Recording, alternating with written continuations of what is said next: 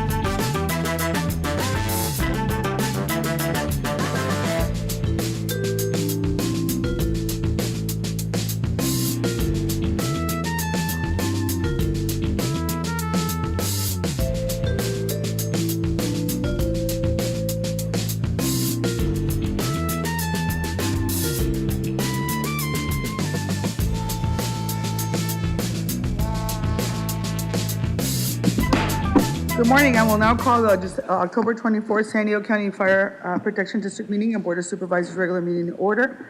I'd like to take a moment to acknowledge the land we call home. There are communities in the San Diego region that face unjust conditions and circumstances related to the environment in which they live. Tribal nations of the San Diego region are an example of one community that has historically faced such injustices. We acknowledge the harmony that existed between the land, nature, and its original peoples who have since endured displacement, persecution, and systemic oppression. We pay our respects to the unceded territory and homelands of the 18 tribal nations in our region, the most of any county in the United States. From our cultural groups, the Kumeyaay, the Guiño, the Liceño, the Quiteño, and the Kawiay, we aspire to learn from the indigenous traditional knowledge and experiences in undoing the injustices of the past. Clerk, can you please call the roll? Thank you, Chairwoman Vargas. Supervisor Anderson. Here. Supervisor Desmond. Here. Vice Chair Lawson-Remer. Chairwoman Vargas. Here. We will now proceed with our invocation and pledge. We have Reverend Greg Wallard deliver the invocation, and following the invocation is Ravana Restua, who will deliver the Pledge of Allegiance. Please stand for the invocation and the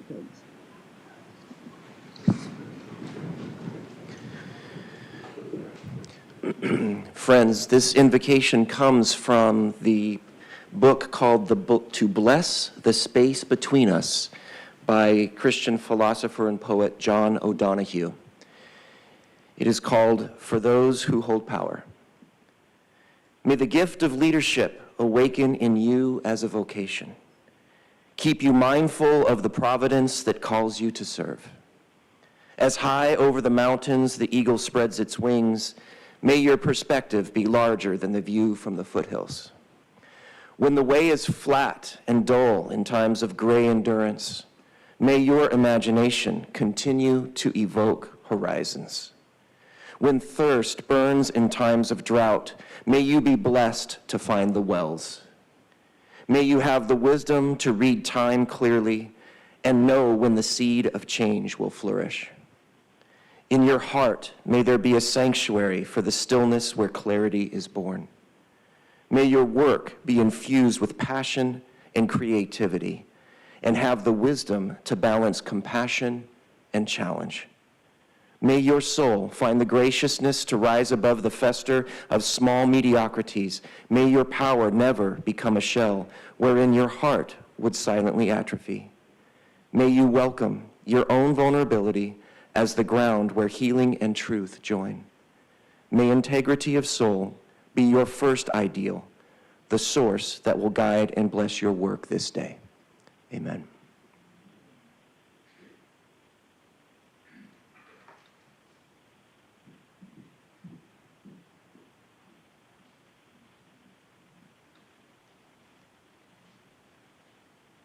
I pledge allegiance to the flag, the United States of America, and to the republic for which it stands, one nation, under God, indivisible, with liberty and justice for all.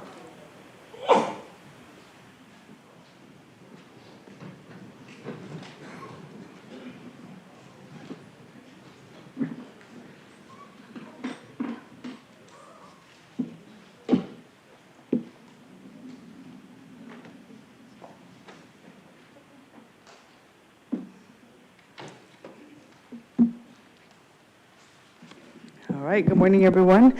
It is now my pleasure to give the first proclamation. I'm going to be honoring Dr. Mark Sanchez. I'm going to ask you to come up here, and you're welcome to bring your team if you would like. Accepting the proclamation will be Dr. Mark Sanchez. And so I'm honoring Dr. Mark Sanchez because we are closing Latino History Month. And so I wanted to make sure that today, I think most of you know that education is at the core of one of the reasons why I do this work every day. And so you can come up here. I promise not to do anything. So, and so today I wanted to make sure that I highlighted one of, Southwestern College is one of the gems of our community. And today, they are a Hispanic serving institution, and the college that I went to and that I had the honor of serving as a trustee for many years. And so today I wanted to particularly honor the leadership of President Mark Sanchez and celebrate his outstanding contributions and remarkable achievements that he has done in the last 2 years. I do that with great admiration and with great, a lot of gratitude for his work that he has done. He was appointed in 2021 and is approaching now his second-year anniversary. He did it through a really, really tough time, right? You hit the ground running right in the middle of a pandemic, and but he is somebody who knows this community very well. He grew up here in the Barrio Logan community. He is somebody who has always put education first. He's under his leadership. We have witnessed transformational leadership in our institution in a very short amount of time. As you can see, he has a very strong and committed team of leaders that work with him. He has worked tirelessly to enhance the academic and research excellence of the college, fostering an environment where innovation and intellectual exploration thrive. I know he's going to share a little bit of data of all of the great things that they've done, but he has not only extended academic pursuit, but also to the community at large. And so his engagement with the community of San Diego, local organizations, and the broader community has really enforced the college standing as a hub for social responsibility and civic engagement. So I wanted to make sure that we recognize the work that he is setting the stage for an even brighter future for our students and for our community. And so because of his vision, dedication, and motivation and leadership, he has done a wonderful, wonderful job in really inspiring generations to come. And so with that, it is my honor to proclaim, as a chairwoman who invited us to proclaim the San Diego County and the San Diego County Board of Supervisors today, October 24th, to commend Dr. Sanchez for his outstanding service, leadership, and commitment to the citizens of San Diego County, and do hereby declare today Dr. Mark Sanchez Day throughout San Diego County.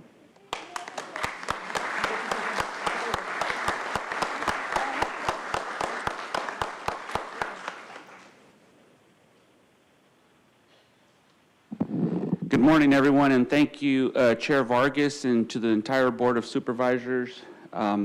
We really appreciate the acknowledgement for Southwestern College. As a native San Diegan who grew up in this community, it's a bit nostalgic to be here to accept this award today on behalf of Southwestern College. And none of this work is done by any one person. So I must acknowledge the work of our amazing team of professionals. I'd like to start with Zanita Encarnacion, Chief of Staff, Myra Lomahan, Professional Administration, Mark Cochleaser, Professional Administration. We have Sherry Ann Anuye from our Marketing and Communications team. And I also see our student leadership back there. I see Leo Vargas. Thank you all for being here today.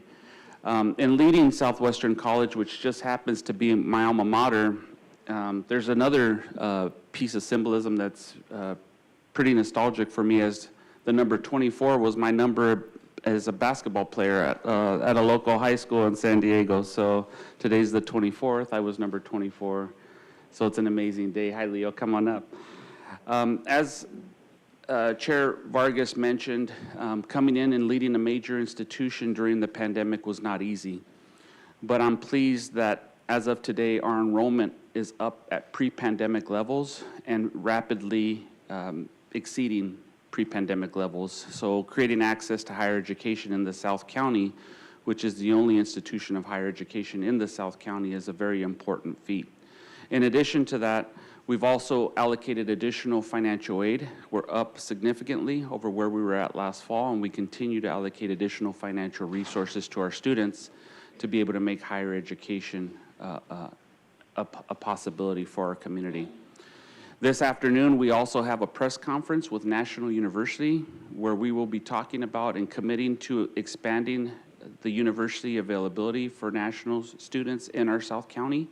If you're not familiar with National University, they are a veteran-founded university in San Diego, and for them to be committed to expanding their footprint in the South County of San Diego is a very important milestone as we move forward in creating additional higher ed access in our community. I'm also pleased to announce that last Friday the 13th, Governor Gavin Newsom signed Assembly Bill 91, which will allow increased binational access to higher education to be able to meet the workforce needs in our community now and to the future. So just very, very pleased of all of the work that our team is doing and representing the South County. We are growing our enrollment. And then just one last piece, we're also working with our Sweetwater Union High School District to expand dual enrollment opportunities for our high school students, which will allow them to complete their A through G requirements while at the same time securing college units. We did have a student at our commencement ceremony in May who was 17 years old, completed her Associate of Arts degree, and 3 weeks later graduated from Bonita Vista High School. So that is really around accelerating the pathway to educational completion. That's the work that we are doing, and soon you will hear about an early college high school in San Isidro at our San Isidro Higher Education Center. Again, if you're familiar with that higher education center, it sits on the actual site where the 1984 McDonald's massacre occurred. So that institution represents a phoenix that has risen through the ashes and is now providing opportunities to our community. So thank you very much in allowing us to be here from Southwestern College. Thank you.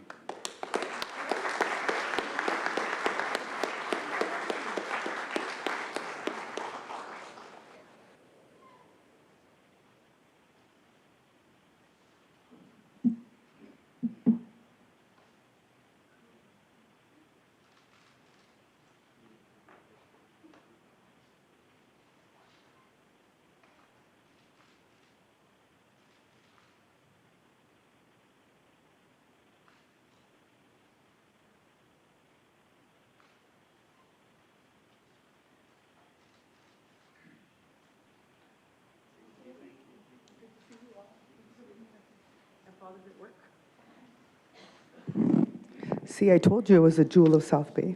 All right, the next, thank you for being here. The next proclamation will be given by myself and Vice Chair Lawson Reamer, honoring Breast Cancer Awareness Month, and accepting the proclamation will be Kendra Bernstein. Kendra, are you here? Yeah, and her team.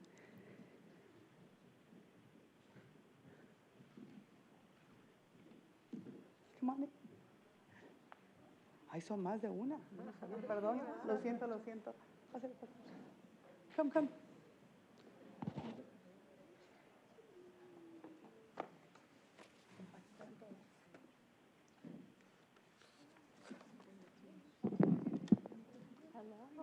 Okay. In the month of October, we unite in the fight against breast cancer. It's a battle that touches the lives of countless individuals, and it's a fight we cannot afford to lose. This issue is personal to me, as my mom was diagnosed with breast cancer when I was in college, and she only recently passed her 20-year mark as a survivor. Breast cancer is the most commonly diagnosed cancer among American women, and it's startling to realize that 85% of these diagnoses occur in women who have no family history of breast cancer. The illness does not discriminate, and it can affect any one of us. This year, an estimated 300,000 people received the daunting diagnosis of breast cancer in the United States. For patients and their loved ones, this diagnosis is immediately life-changing.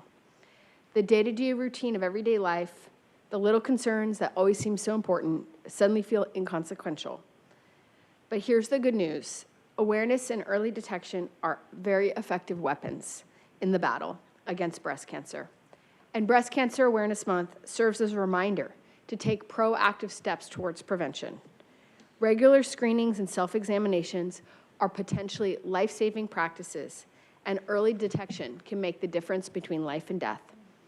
In San Diego County, we're fortunate to have dedicated medical professionals and organizations like the Scripps Mercy Hospital Breast Cancer Support Group. They provide patients with the support and strength to fight this battle, making the journey to recovery a little less daunting. Let's all do our part this October. Spread the word about breast cancer awareness, encourage the women in your life to get screened regularly, and support those who are facing this challenging journey. Thank you. Thank you, Vice Chair. I'm honored to stand here before you in partnership as we come together to recognize National Breast Cancer Awareness Month here in San Diego County.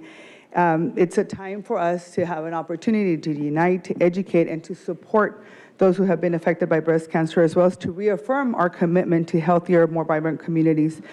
National Breast Cancer Awareness Month holds a special place in our hearts as it unites our communities to support those battling this illness, to remember also the lives that we have lost, and to reinforce our commitment to early detection and ongoing research. I want to take a moment to really acknowledge the incredible work of the Scripps Mercy Hospital and Chula Vista Wellbeing Center Breast Cancer Support Group. This organization is a beacon of hope and support for the Hispanic community affected by breast cancer in our community. Le quiero dar muchísimas gracias a todos ustedes que están aquí ahora, particularmente porque en nuestras comunidades de habla hispana, en la comunidad latina en particular, a veces preferimos no saber lo que tenemos y decimos no le digan a nadie, no platiquen nada, no pasó nada en nuestras comunidades. Entonces, es sumamente importante que cuando en nuestras comunidades sabemos que algo pasa, platicar la historia y que nuestras comunidades sepan el historial de nuestras enfermedades para que nuestras familias, nuestros jóvenes y nuestras niñas no tengan que tener las mismas situaciones. And so, for those that you may not understand Spanish, what I said is, sometimes in many of our communities, what happens is that somebody has, I had a friend who just had a lapenectomy, and she said, I said, hey, does it come, is it a history in your family? And she says, we're all Puerto Rican descent. I just found out. She went back and they did a history of everybody, and it turns out a couple of people did, but nobody ever talked about it, right? And it was the secret, the family secret. And there should be no shame, but nobody talked about it. And I think we need to do better as a community and as folks to really demystify what this is all about and really make sure that people understand that the more we talk about it, the more we educate each other about it, the more we teach each other about the test and how to do it, the more we prevent and the more lives will be saved. And so thank you for being here. Thank you for everything that you do and for sharing your story, because I know it's tough to do that, and for your families for sharing, all of you, with all of us. And so your support, especially for bilingual and Spanish-speaking community, is a testament for the compassion that all of you have. And so with that, it is my honor to really join and to be grateful to join my colleague in proclaiming October 24th, commending Scripps Mercy Hospital and Chula Vista Wellbeing Center Breast Cancer Support Group for their outstanding service, leadership, and commitment to the citizens of San Diego County, and do hereby declare this month to be Breast Cancer Awareness Month throughout San Diego County. So I'm going to turn it over to Kendra for a couple of words. All right. Thank you. Thank you so much. Thank you, thank you, thank you. On behalf of Scripps Health and the Scripps Mercy Hospital Chula Vista Wellbeing Center, we are grateful for this honor. We continue to do the work of the community around prevention and wellness in downtown Chula Vista. We're a small little center, but we're mighty, as you can see, and many of our staff are here. Our breast cancer support group continues to be sort of a beacon of hope for women to come together. In Spanish, they meet twice a month. They support each other both in friendship and sharing and treatment. They're just the most lively group you would ever meet. On any given day, there's a celebration of life going on there in that group. And so I'm honored, actually, to be here today to accept this honor, but I'm also honored to say shout out to my mom, who is a breast cancer survivor as well, over 20 years. So hi, Mom. But I also want, more importantly, to acknowledge Shirley Pacheco. Come on over, Shirley. Shirley has been with us for 9 years. She actually is a volunteer, 2-time survivor of breast cancer. And she has started the breast cancer support group with us. Without her, we could not do this work. As well as a team, she brought with her some of our women. So again, thank you so much, Shirley. We love you. Thank you all. Thank you for being here. And again, thank you so much for this wonderful recognition. We work very hard with our ladies. We not only lend them support, we like to educate our ladies so they can go back out there into the community and share the information with family and friends. Our focus is always early detection. And I tell all the ladies, you are the first line of defense in your own health. And it's so important for you to pay attention to yourselves and to be proactive when it comes to getting yourselves checked. It's one of the things as Latinas that we fail to do. We are so focused on our own families, on everything that's going on all around us, and we forget ourselves. And so it's important for us to take care of ourselves first so that we can go ahead and take care of our families as well. And our group has been very, very strong the last 9 years. We just celebrated 9 years last August. We have a large group. We not only get together twice a month, but we also socialize outside of the office. And we have started some wonderful friendships. And we also do a lot of activities having to do with breast cancer. As a matter of fact, on the 5th of November coming up, we'll all be at the Susan Komen walk that they have at Balboa Park.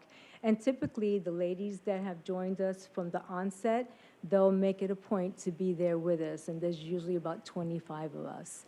And so I want to thank the ladies here for making their way over here today from Chula Vista. And I want to thank you guys again for this wonderful recognition, and I hope that we continue to bring this to the ladies in breast cancer who are Spanish-speaking, teach them how to use their voice, and to carry out the information to people that they know, family members, and men too, because men do get breast cancer. We want to be sure that everyone catches this early so that longevity is a part of their lives. Thank you so much.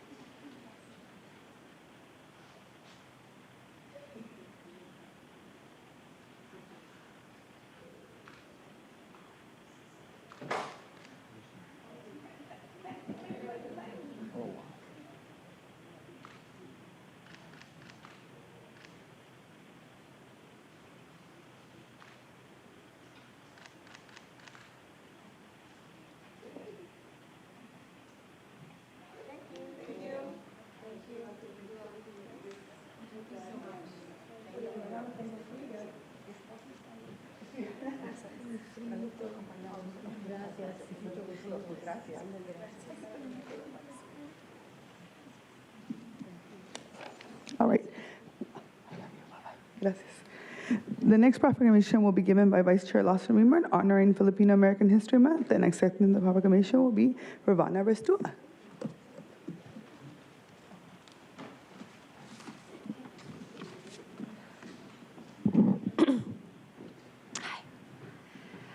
I'm proud to welcome everyone here today as we celebrate a vibrant tapestry of culture, history, and achievements during Filipino American History Month.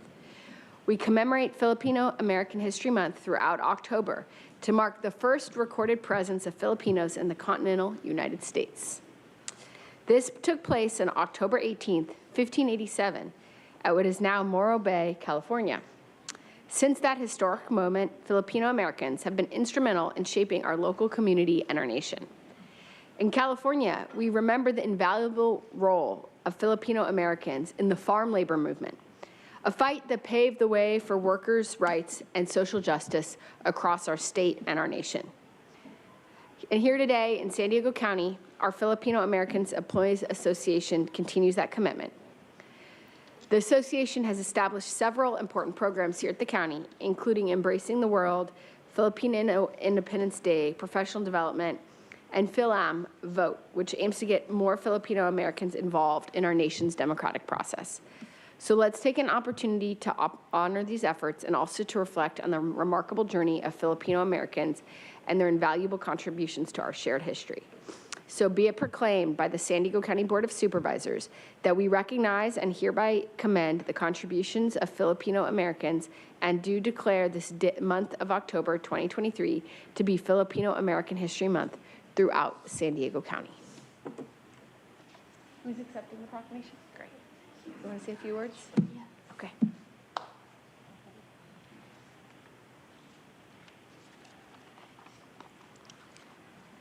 Thank you, Vice Chair Lawson-Remer, for presenting us with this proclamation in celebration of Filipino American History Month. On behalf of the County of San Diego Filipino American Employees Association, we would also like to thank the Board of Supervisors, CAO Helen Robbins-Meyer, and Assistant CAO Michael Vu for your continuous and fervent support of not only our organization, but also the 10 other incredible employee resource groups serving the county. I'd like to take this opportunity to pay homage to Fred Cordova, one of the founders of the Filipino American National Historical Society, who first introduced October as Filipino American History Month in 1992. Mr. Cordova once said, "Everybody doesn't have to be a hero. Everybody doesn't have to be famous. Each person who is Filipino American is very important as a story. It's not so much what's in their accomplishments as much as what is in their story." Standing up here alongside CSDFEA are members from the City of San Diego Filipino American Employees Association and the Council of Filipino American Organizations, who we closely collaborated with this month. Although I am incredibly proud of all the amazing events we executed and celebrated together, we would be nothing and have no story or stories to tell if not for our members, loved ones, and Filipino American community at large. We will never stop telling our stories because Filipino American history is American history. Maraming salamat po sa inyong lahat. Thank you all very much.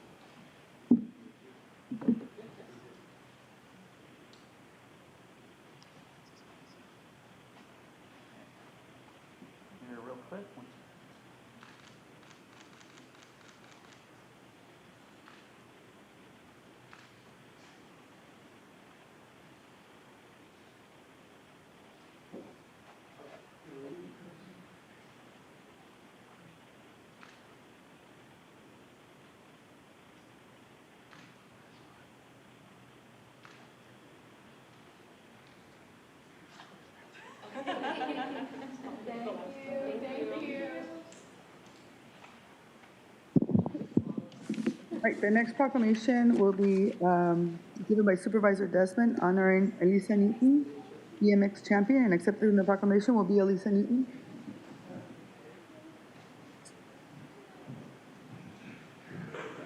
Sorry.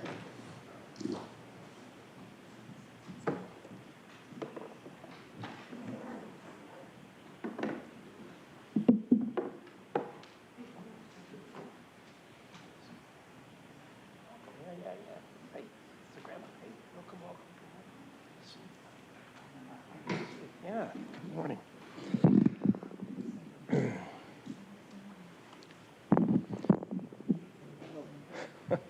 Well, good morning, everyone. It's always a great day here in San Diego County, and today we're enjoying the beautiful weather. It's San Diego County where we have many different opportunities for outings with golf, swimming, hiking, and in particular, riding bicycles. This morning we have a very special guest here today.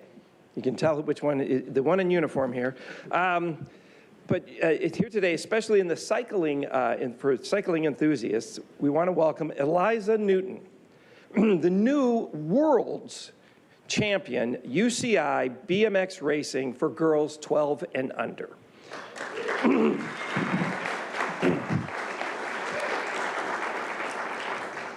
Here with her today are her parents, Danielle and Rob, who, by the way, are also longtime avid cyclists, and her grandmother, Virginia Newton. They want to thank you all for driving all the way down from North County today. It wasn't too bad down the 5 for me. But anyway, you know, what a thrill it must have been for you, Eliza, to represent Team USA and secured your place in the BMX history by winning first place and earning the title of world champion in the 12 and under girls cruiser category in the 2023 UCI BMX Championships held in Glasgow, Scotland. BMX bikes, I thought do we have a sample one? We didn't bring one in? Okay. They're smaller than normal bikes that we're all used to, and is there a seat? There is, but I understand that they never sit down. They don't sit down, they just keep pumping it away, and so being that, they have to be nimble and very adept on the bike. They wear full face helmets, goggles, gloves, shirts, long sleeves, durable pants. Eliza is currently in 7th grade and a world champion. She's a great student at Classical Academy in Vista, California. When she was 9 years old, she hopped on a bike and found her passion for cycling, and she now has won 37 national championships competitions. She began competing in BMX races in July of 2020, progressed to the 2022 UCI World Championships in France, where she earned 3rd place in the 12 and under category. So she's a top BMX racer in the United States, and she's previously qualified for world championships in 22 and 23, where she faced fierce competition worldwide from 30 other racers in her category and ultimately became victorious. So the County of San Diego, we're committed to those recognizing individuals that embody the noblest ideas of community and self-improvement, and Eliza Newton is one such worthy individual. So therefore, be it proclaimed by myself and all the members of the San Diego County Board of Supervisors on this 24th day of October 2023, that we commend Eliza Newton for her commitment to the BMX cycling community. And we honor her with special congratulations on winning the UCI BMX World Championship. Imagine a world champion in 7th grade. How many of you in this room were world champions in 7th grade? One. So we want to commend you, and we hereby declare today to be Elizabeth Newton UCI BMX World Champion Day throughout San Diego County. Did you want to say it? You sure? Okay, Mom does. All right, come on. Okay. We got Mom coming up. She's a little bit nervous, so she asked me to read. Supervisor Desmond and all of the other members on the Board of Supervisors of San Diego County, thank you very much for giving me this honor. I have loved riding bikes my whole life. Ever since I started racing BMX when I was 9, I have really learned to love the sport. It is my passion. I work very hard to get better and faster. This past summer, I was thrilled to be able to represent the United States at the BMX World Championships held in Glasgow, Scotland. I was also thrilled when I came in first place out of 30 girls from all over the world and bring home the first place trophy. While racing all over the USA and various places around the world, so far Scotland and France, I have been lucky to meet fellow racers from many different countries. While in Scotland this past summer, I met new friends and traded jerseys with girls from the Netherlands, Germany, Australia, South Africa, and Great Britain. BMX for me has been a wonderful way to meet people, make friends, and to spend time out in the fresh air getting some exercise. I will represent the USA again next summer when the World Championships will be held in Rock Hill, South Carolina. But in 2025, I will be able to travel to another new foreign country when the Worlds will be held in Denmark. Finally, I would like to say thanks to my parents and my friends for all of their support, and would like to thank all of my sponsors and my coaches who have trained me and taught me so much. Thank you again, Supervisor Desmond, for this honor.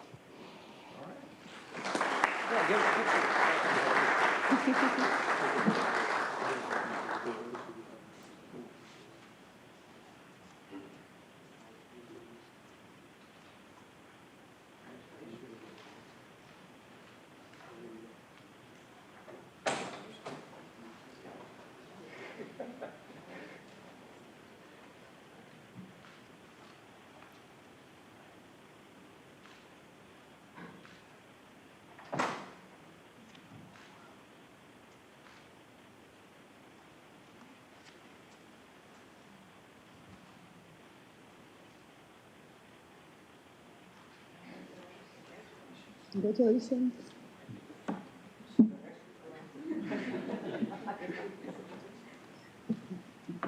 Congratulations. The next proclamation will be given by Supervisor Anderson and Supervisor Desmond, honoring Scott Corky Sigerson. Accepting the proclamation will be Scott.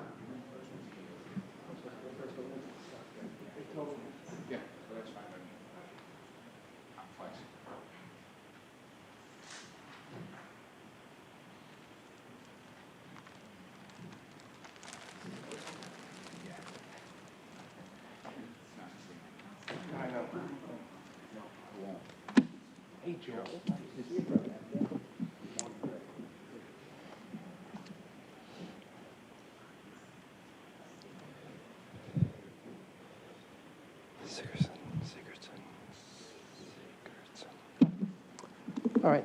Is this Corky? Yes, sir. Nice to meet you. Thanks for being here. All right. Well, it is my pleasure again this morning to recognize the Boys to Men mentoring program and one of their amazing leaders, Scott Corky Sigerson. Did I pronounce that right? That's correct. Sigerson, okay. Thank you very much. Always smooth. Corky is here today with his brother and his father, who together created this vitally important mentoring program in North County. In 2020, my office provided a $5,000 grant for the Boys to Men mentoring programs, and I sincerely want to thank you, and next time ask for more money, for this positive impact and development of the fatherless boys. Since 1996, they have heard boys share their personal stories. That ain't easy, being a boy. Boys sharing their personal stories of courage and hope, and have witnessed boys overcome incredible odds to become loving fathers, husbands, and great men and leaders in our community.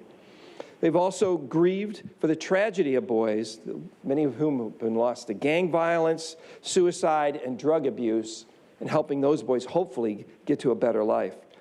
But they believe good men are not born.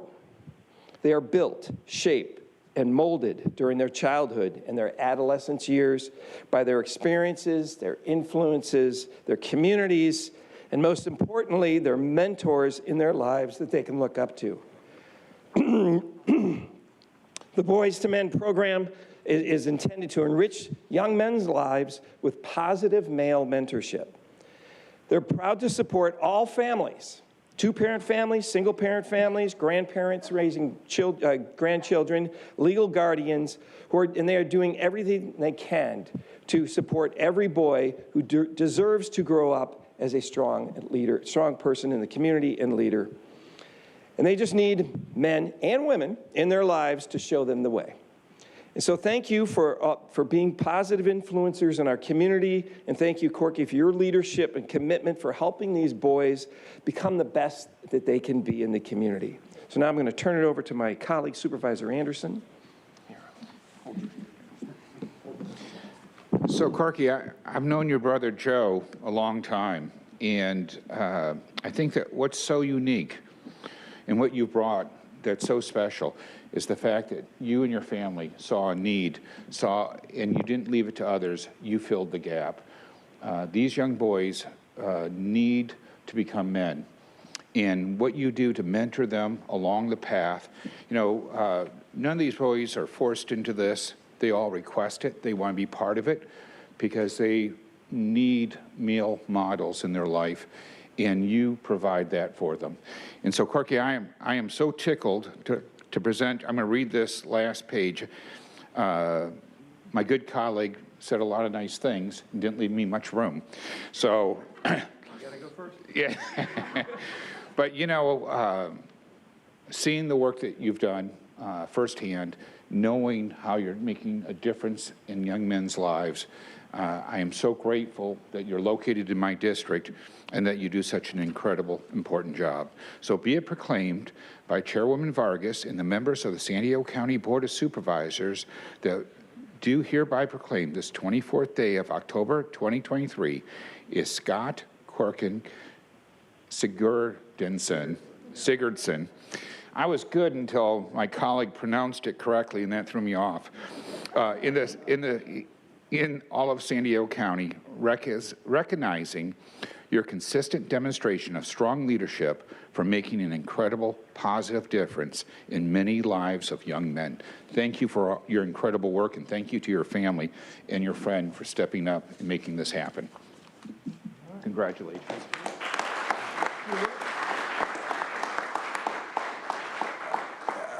Thank you. I was born into an incredible family. My sister Melanie, my brother Joe, and Craig, and John, and this man here. Everybody needs a mentor, and mentor to me is somebody you listen to and value, even when I don't agree with what you have to say. He will guarantee you I've done that to him for the last 20 years. So I encourage everyone to be a mentor. I encourage everybody to take a look at the young men around us, because there are a lot of young men suffering. There are a lot of young women suffering, but we work with young boys. Boys to Men is in 40 schools in San Diego County, representing 1,000 young men, and we've got 20 centers across the United States and 6 international. And this all grew out of San Diego, and believe me, no one's getting rich. So we really appreciate the financial. Do you want to say anything? No. Okay. What? Then that's rare. I'll also point out I'm a very grateful member of Alcoholics Anonymous. Without that, I don't believe I'd be standing here today. Sobriety, God, and service. That's what I live by. If you came with me today to see me, if you'd come up here, I'd love to have you all in the picture. Jamie.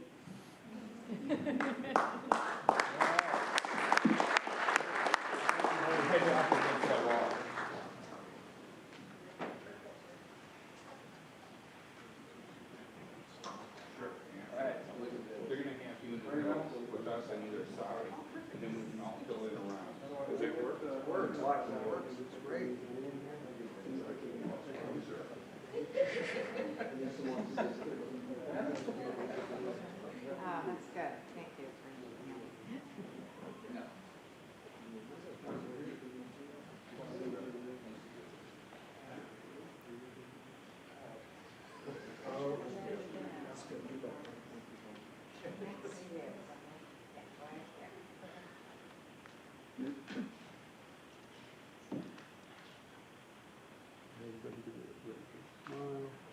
you.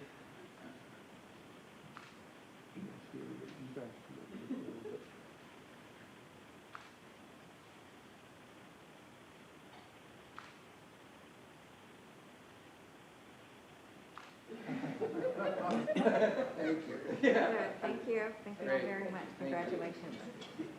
Keep up the great work. Thank you.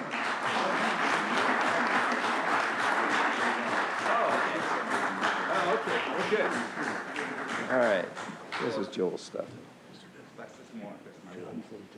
The next item is a recognition by Supervisor Anderson.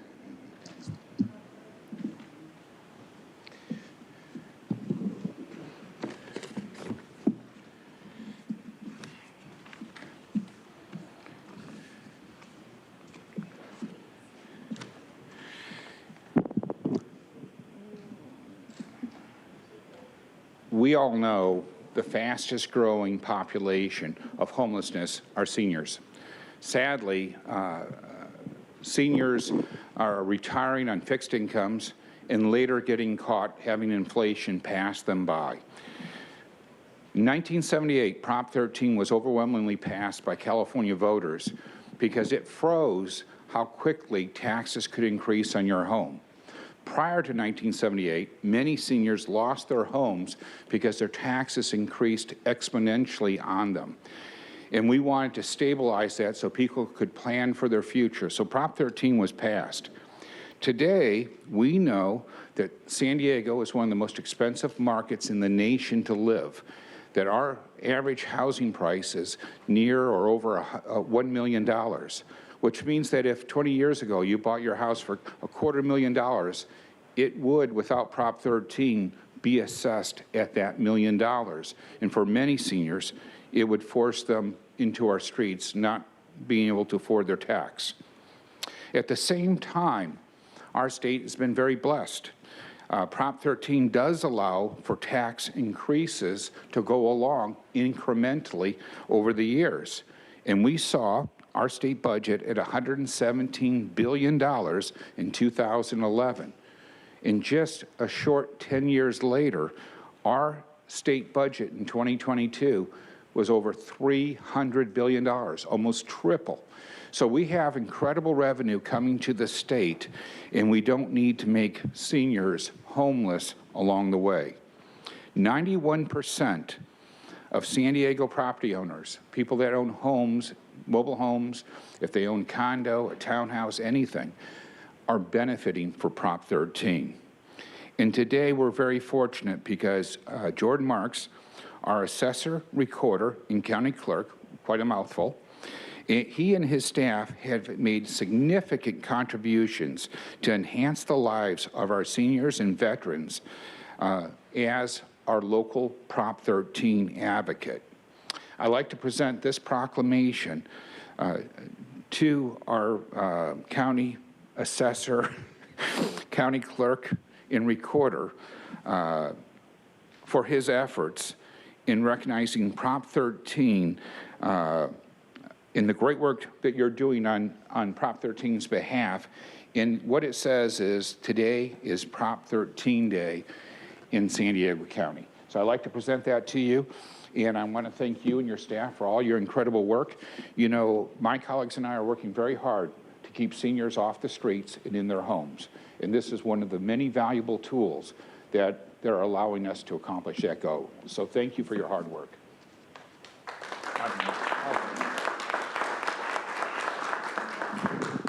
Thank you, Supervisor Anderson.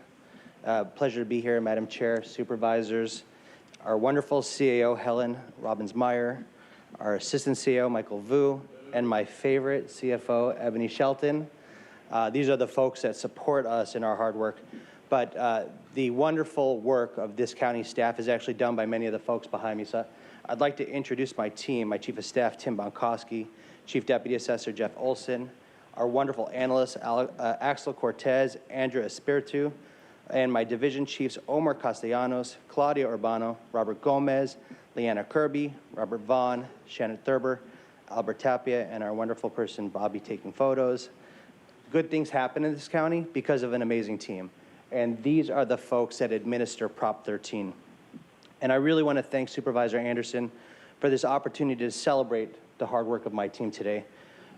We have hardworking professional staff, our wonderful members of our SCIU 221, our technical staff that happily administer Prop 13. Under Prop 13 this last year, with over 1 million parcels, we're the second largest county in the state for parcel count, and we're third largest for revenue. Last year, we brought in $727 billion of assessed value. That's a 7% increase, and that's the 11th straight year of record high revenue for this county because of these wonderful administrators.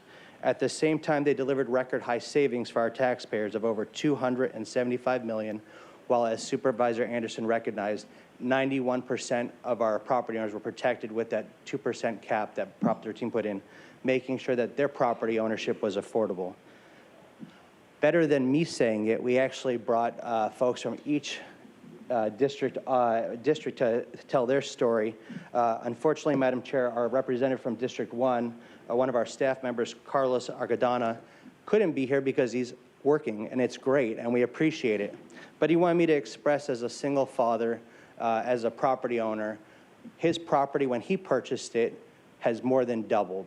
And while his salary here at the county hasn't more than doubled, it's Prop 13 that has allowed him to keep his home ownership for him and his family, keeping it affordable because he can predict what his taxes are going to be and he can budget for it. But I would like to introduce from District 2, Supervisor Anderson from your district, our Chief Deputy Assessor, Jeff Olson, to talk about Prop 13 and what it means to him and his family.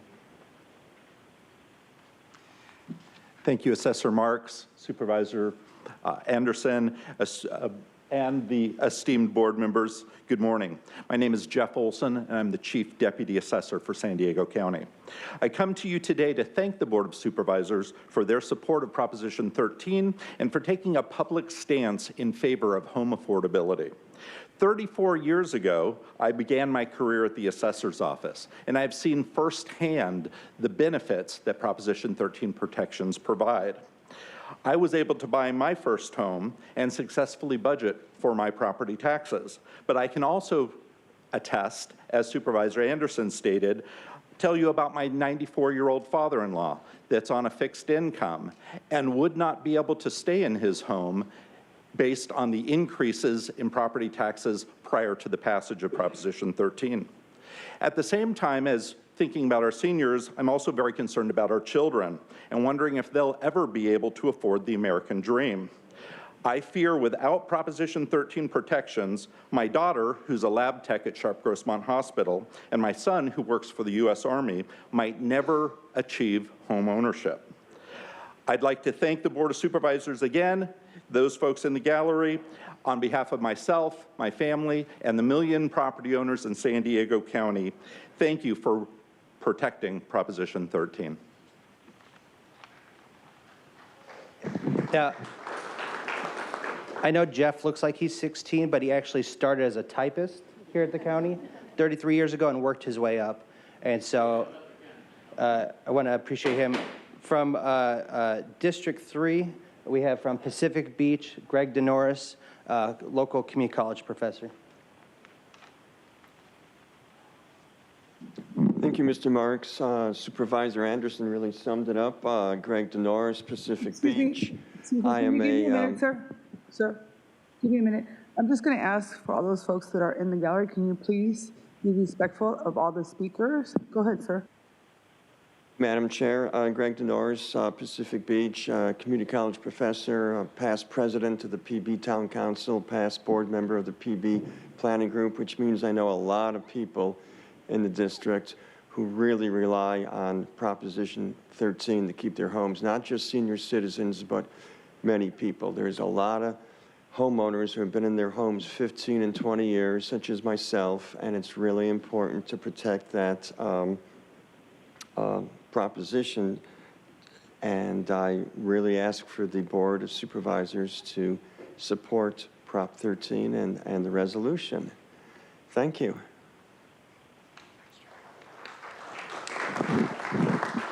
Now, from the 4th District, I'd actually speak on behalf of myself and my family. In 2014, my wife and I scrimped and saved 2013, and we bought a home in January 2014. As you know, housing average prices were closer to $400,000 or $500,000 then. Now they're at $1 million.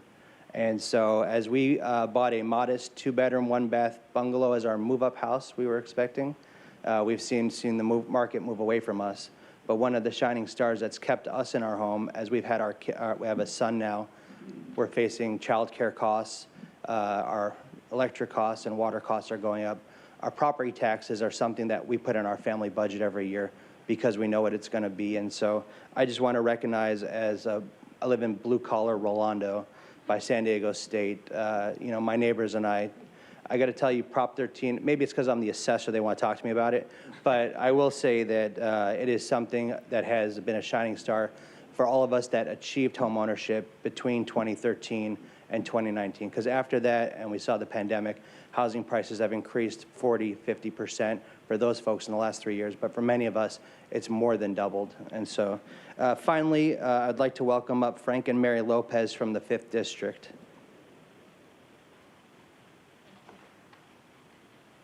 Good morning to everyone, and good morning to all the supervisors. Thank you.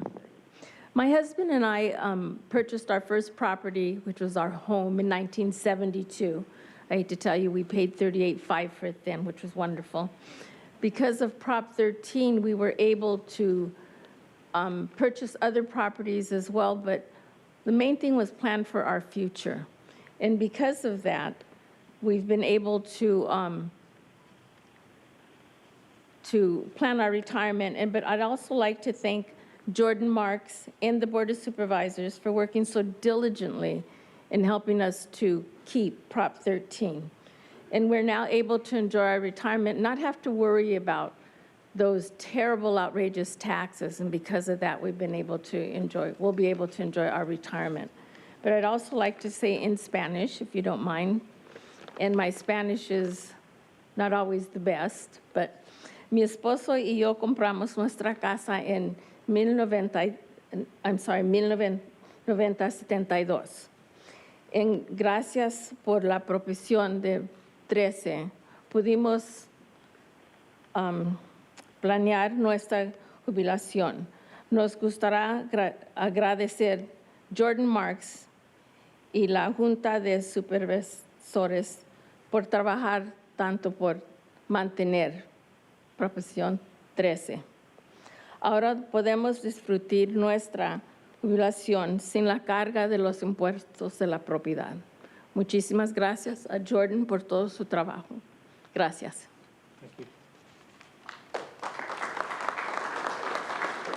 If I could just take a final opportunity to say thank you. In my years as the taxpayer advocate and the assessor, our office fields thousands of calls a day.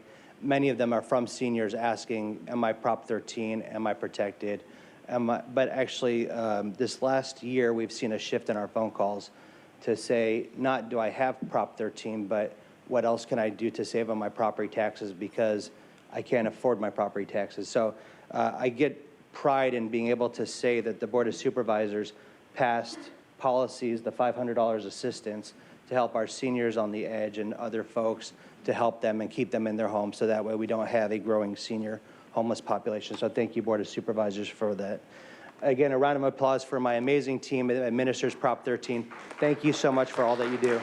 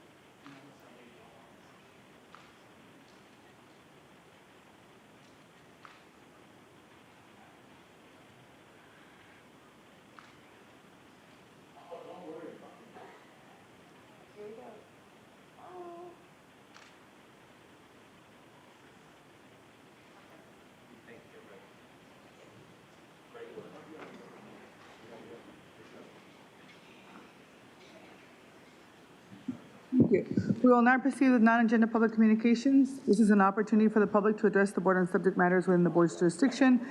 But not an item on today's agenda. The only action on the board may take is a referral to the Chief Administrative Officer. Minor, according to Rule Number 4A, members of the public that are non-English speaking and need interpretation assistance will get twice the allotted time for their comments, which is 4 minutes. As a reminder, according to the board rules and procedures, audience members should not whistle, clap, stomp feet, or anything that disrupts the proceedings. To better facilitate the meeting, we will have 5 speakers.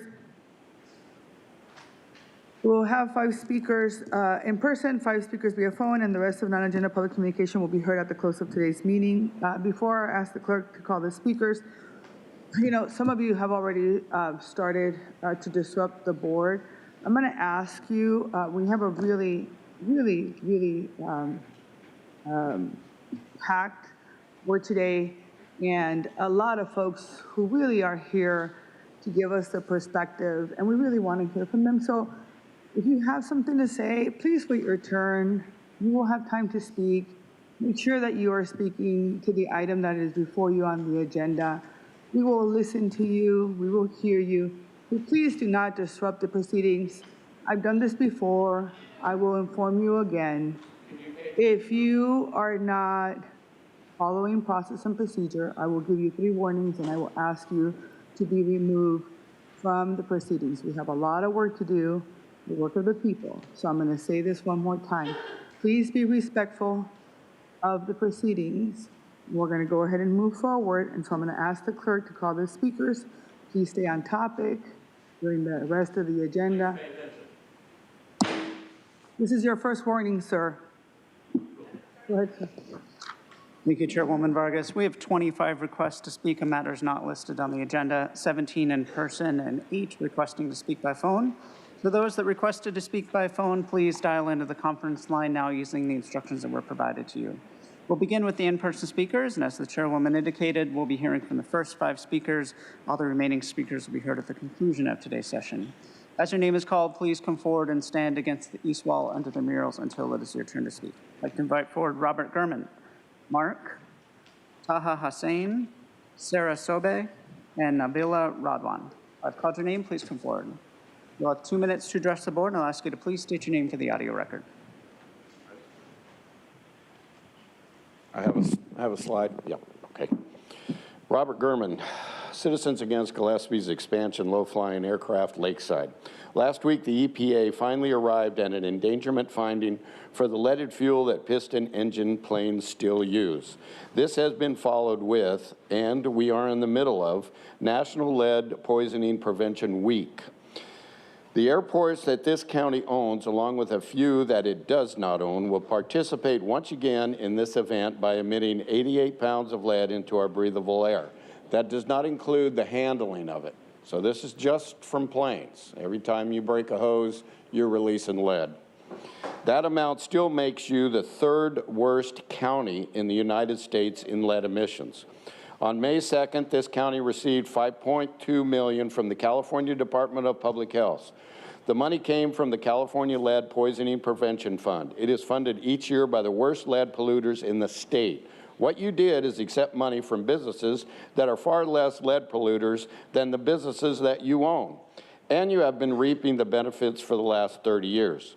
Why is it that you are exempt from paying into this fund? The CDPH has made a flyer to alert people who live near your airports to warn them of the lead hazards there. It clearly states that the children living near your airports should see their doctor for blood lead level testing. Your county health department is not giving out this flyer. We are.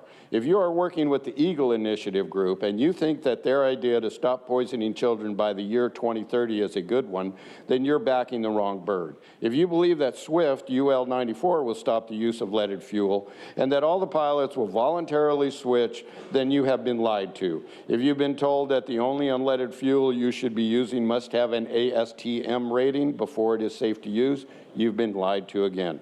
If you have been listening to any pilots or the FAA about this issue. Thank you. Your time is up. Thank you. Thank you. Next speaker, please. Thank you. Thank you. Next speaker, please.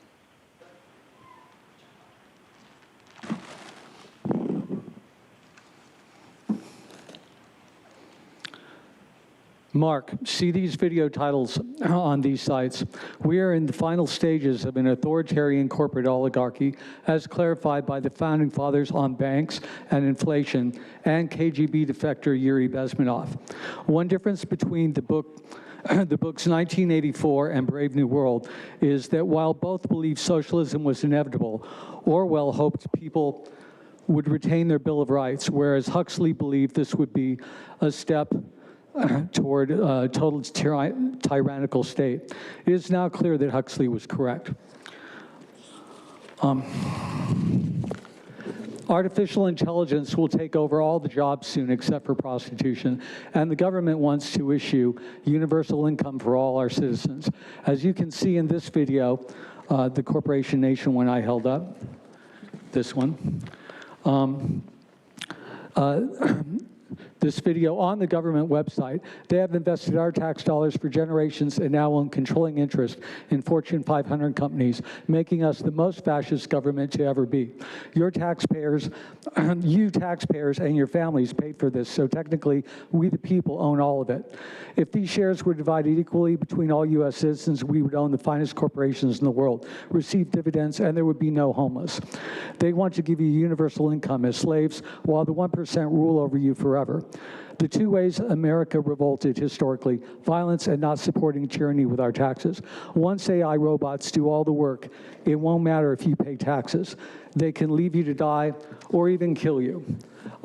This is your last chance to free yourselves and take control of the shares your families worked and paid for. They are trying to disarm America today, which is always the last step in every tyrannical government. Government will never tell you about the corporate shares they stole from you. They're much, much more than the budget, perhaps 40 times as much. Thank you. Next speaker, please.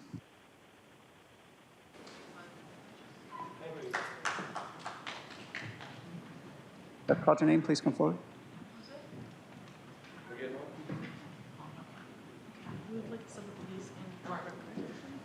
Hi, I would like to give my time replaced by Yasmin Awad. Under the board's rules of procedure, we don't allow members of the public to yield their time to others. No, she's going to speak on my behalf. I'm not going to. We're replacing two speakers I already submitted to speak as well.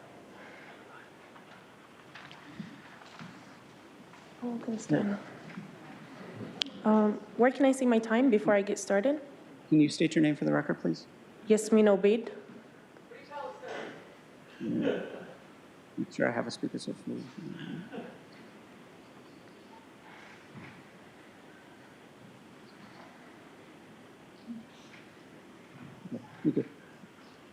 Sorry, where can I see my time before? Okay. Can you restart it? Sorry. Good morning. We are here on behalf of the San Diego for Palestine Coalition, a coalition representing local organizations, groups, and leaders advocating for indigenous Palestinian rights in Palestine here in San Diego. Last week, our community came to your doorstep. We pleaded to speak with even a staffer. We delivered our letter urging you all to speak up about the violence our own community members and your community members are enduring. In the past 2 weeks, we've held several actions that brought over 5,000 San Diegans together. Our communities emailed you. We requested to meet with you. We asked your own staff to share our concerns, and nothing. We have heard nothing. I ask you, do we not exist in the hundreds of thousands in this county? Do our voices not matter to you? I speak to you all as a Palestinian who's endured Israeli occupation for over 16 years, my entire life. I was raised in Palestine and lived there for 16 years under occupation and have witnessed my people go through and live through 75 plus years of displacement, genocide, and occupation. As a District 1 constituent in the Southwestern College alumna, I was devastated to see you, Chair Vargas, and I quote, urge members of Congress to stand with Israel and its right to defend itself. Chair Vargas, you're calling for genocide on the Palestinian people, literal genocide. And your Palestinian constituents are grieving and mourning, and we ask you to sign on to our letter recognizing Palestinian human rights. Meet with your Palestinian, Arab, and Muslim constituents and hear directly from them, and release public statements echoing our letters. Will you hear us? Will you see us? Will you stand with our communities?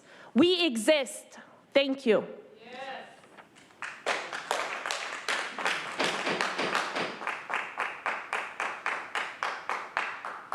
Next speaker, please.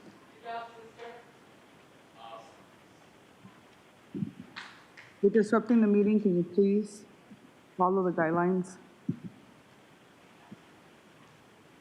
Beth, call your name, please come forward.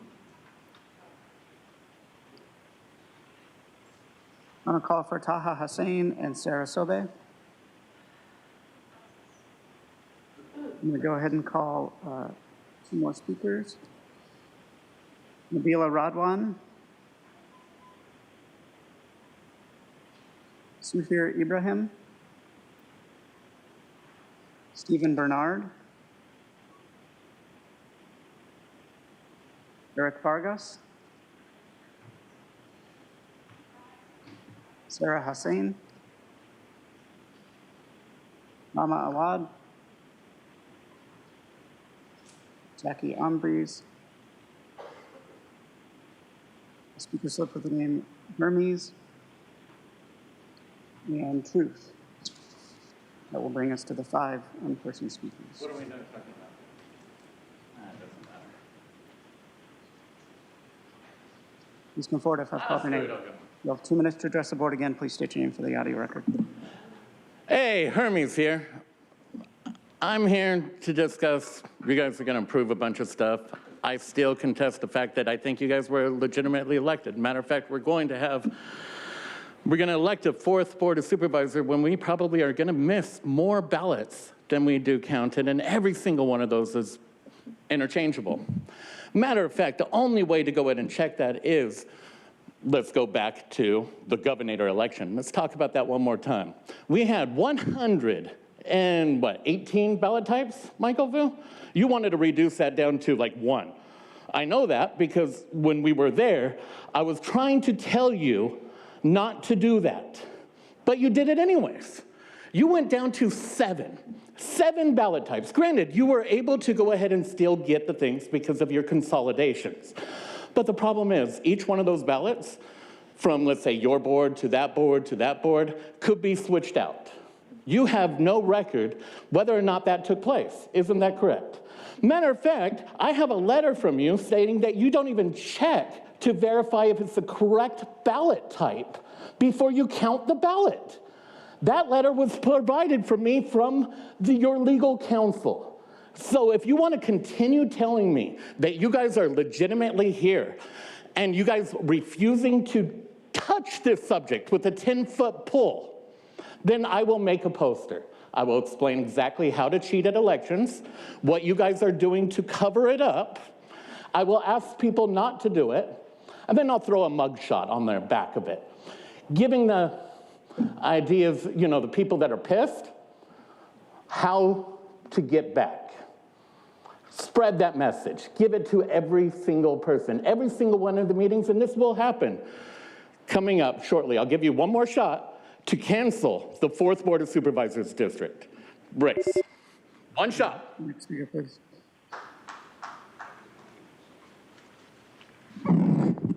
Hey, it's Truth ready to drop some truth bombs right here. Jim, IBMX, they have seats, but no, they don't need them. Nora, last meeting, I challenged you to show up to MTS, and you did not. Why not? It was pretty boring, but you missed me giving a good talking to Steve Goebel and all the failed security operations going on. Now, last month's county secret spending. Tara gave $10,000 to Exposure Skate, which is an event that no longer supports women and girl skaters. $22,000 instant units for equality, partly to pay for propagandist artists to make racist signs. Well, no equality for Palestinians. $20,000 to Pride, which already has tons of money, while the Veterans Day Parade got a measly $5,000 in comparison. These supervisors have given away over $1.8 million in only 3 months. Lastly, I wanted to warn the public about the company Flock, who makes the ALPR cameras going up everywhere. This company has a monopoly on our privacy. The city of San Diego's spy camera streetlights use Flock software, and the cities of El Cajon and Chula Vista have signed on to Flock's ALPRs. And most likely, La Mesa and then Santee will join the privacy-invasive Flock too. Think about how many cities in this country Flock must have their eye on right now. Flock started with funding from Mark Andreessen, a friend of Facebook's Mark Zuckerberg, who cares what his name is. On their website, Flock admits that, quote, our automatic license plate readers include searchable queries by vehicle unique features like stickers, number of times this vehicle has been seen in the last 30 days, and associated vehicles, end quote. Traitorous reps, police, and sheriffs like to say that individuals have no reasonable expectation of privacy while in public, but that's deceptive in the case of ALPRs.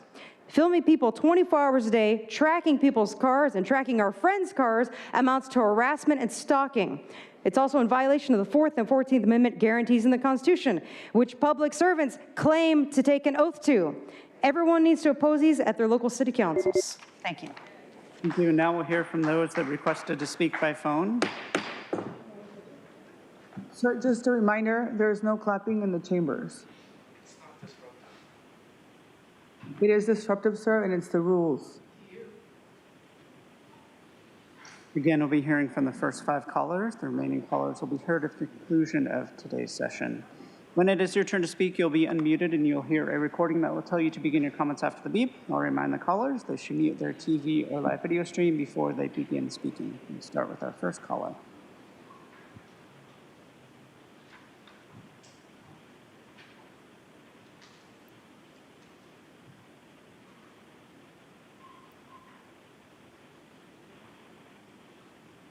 First caller, Paul Henkin, your device might be muted.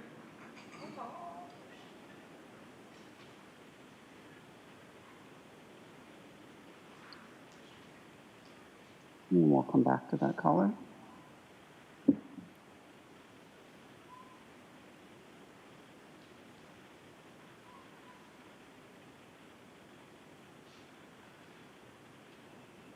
Barbara Gordon, good morning. I wanted to remind the supervisors that Red Ribbon Week takes place each year from October 23rd to the 31st. This year's theme is Be Kind to Your Mind, Live Drug-Free.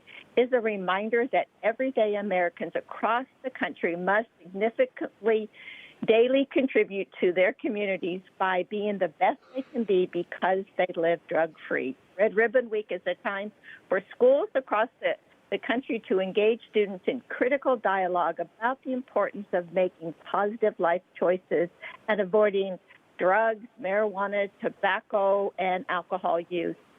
The Red Ribbon Campaign is the largest and oldest drug prevention campaign in the nation. The campaign was created and honors Enrique Camarino. He was a DEA agent.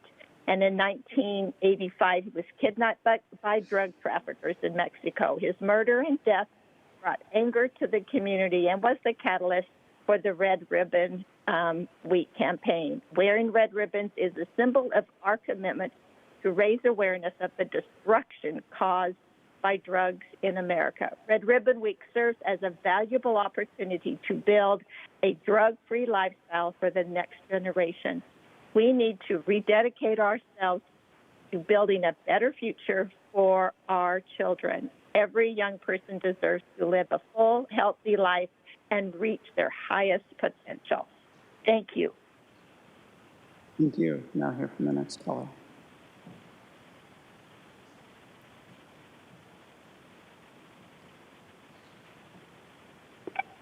Good morning. This is Peggy Walker. As we observe Red Ribbon Week, we should recall that Prop 64 prohibits the design of marijuana products appealing to children or easily confused with regular candy or foods. That assurance is blatantly ignored, and enforcement has failed to stop the illegal sale of THC-infused candies, cookies, and snacks targeted to kids. Recently, as child poisonings by marijuana reached a pediatric crisis, a bipartisan California legislature approved AB 1207 to support the prohibition of these products.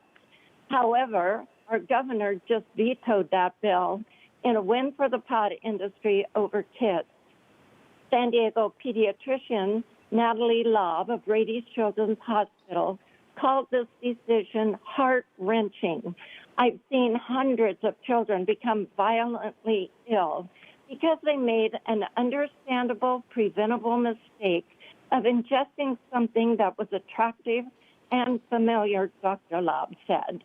There's no excuse to allow marketing of an intoxicating drug that can kill a child as their favorite candy, snacks, or cartoons, she added, stating AB 1207 was an evidence-based solution to the growing cannabis poisoning problem I have witnessed firsthand as a doctor. 4 county third graders recently hospitalized after consuming THC gummies at schools are examples of why there's widespread concern. This county can and should prohibit the sale of child-friendly marijuana products here. Unwavering support for marijuana harms children. If you, policymakers, don't put children before the... Now hear from the next caller.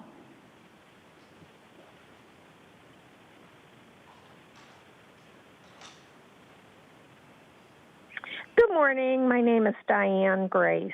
As a parent, I joined other parents in the county and state to support the Proposition 31 that passed last November 2022 to ban the sale of addictive candy-flavored e-cigarettes.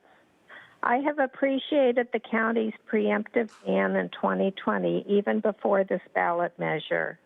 It is important to remember that Big Tobacco has spent billions marketing sweet-tasting and sweet-smelling e-cigarettes and vaping devices as adventurous and as tools for relieving worries and pressure. It worked out well for Big Tobacco, not so well for kids. Many teens say they picked up e-cigarettes as a way to deal with stress and anxiety, only to realize much later that vaping can make their mental health worse and is addictive. Now Big Marijuana has done the same thing. Research suggests that the highly concentrated THC, often sweet-smelling and tasting, found in marijuana vaping devices is also addictive. When teens try to quit marijuana or tobacco, they feel anxious, stressed, or depressed again as their body experiences nicotine or marijuana withdrawal. I have followed the county's unfortunate proposal to add more marijuana businesses to our backcountry. This is a very unfortunate idea that needs to be shelved for now. Thank you for your consideration. Thank you. Now hear from the next caller.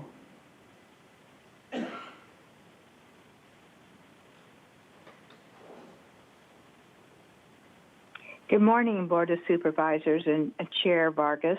This is Ann Riddle calling in this morning regarding some research that I've received in the last couple of days.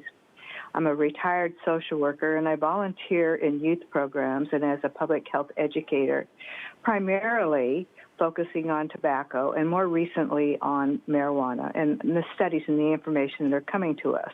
We try to provide to our young people and to their parents. A particular concern was some research out of Berkeley School of Public Health that was published in the Journal of Studies on Alcohol and Drugs this week, and I received, just by way of information, the Journal of Studies on Alcohol and Drugs is published by the Center of Alcohol and Substance Use Studies. Something we've always known in the public health world is when there's a clustering, for example, of tobacco stores in neighborhoods, we find use is greater because of its normalizing effects. And this is true for alcohol outlets. And as you might expect, the more recent information regarding pot shops, marijuana storefronts, is demonstrating the same thing. What this particular study mentions is something we all see as parents and grandparents, but that other drug use coincides when there are pot shops in a neighborhood. And of particular concern in this study is in those neighborhoods that have a lot of pot shops, we are seeing alcohol use increase. And the age group that we've always been concerned with is 12 to 25. And I know we receive stats, generally speaking, from that 12 to 17, although I think it's important to remember that at least half of the seniors in our high schools are 18. It's the 18 to 25-year-old range that most people in public health are focusing on because it's a time when education can be interrupted. Now hear from the final caller this morning.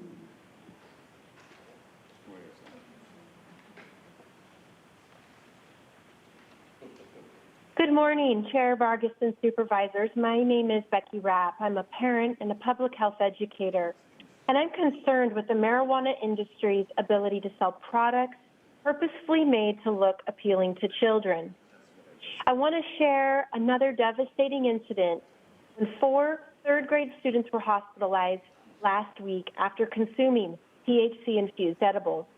These 4 students attended North Broadway Elementary School in Escondido. In a statement per NBC San Diego, the Escondido School District said the widespread availability and commercialization of THC-infused edibles is a growing concern for school communities statewide, including ours.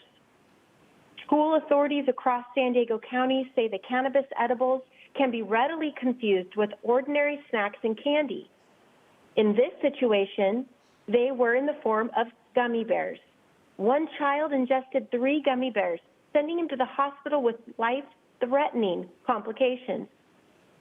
The article goes on to say that Rady's Children's Hospital has seen a significant surge in children treated for ingestion, increasing from a few cases to hundreds annually. The hospital reports the average age of these patients is roughly 3.5 years old. And according to NBC San Diego, overconsumption of cannabis in children can pose severe, potentially life-threatening effects. Sadly, Governor Newsom recently vetoed Assembly Bill 1207, also called the Cannabis Candy Child Safety Act, which would have banned the sale of these marijuana products that are attractive to children, preventing these devastating situations, such as what happened in Escondido. As policymakers, I ask you to please consider new local regulations that will help protect our children. Thank you. Thank you. Chairwoman Vargas, that concludes the request for non-agenda public communication this morning. Again, all the remaining speakers will be heard at the conclusion of today's session. Thank you. The next item on the agenda is our approval of the minute statements of proceedings for the County Fire Protection meeting on September 12th and the regular Board of Supervisors meeting on October 10th. Is there a motion to approve? Is there a second?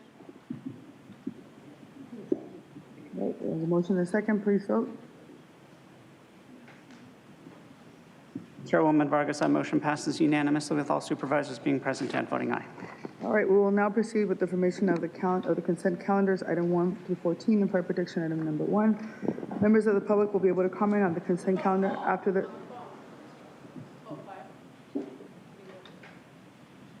Can you please not disrupt the meeting? Members of the public will be able to comment on the consent calendar after the supervisors pull the items they would like for discussion. Any of my colleagues like to pull any items for discussion? Supervisor Anderson. I'd like to comment on item 5.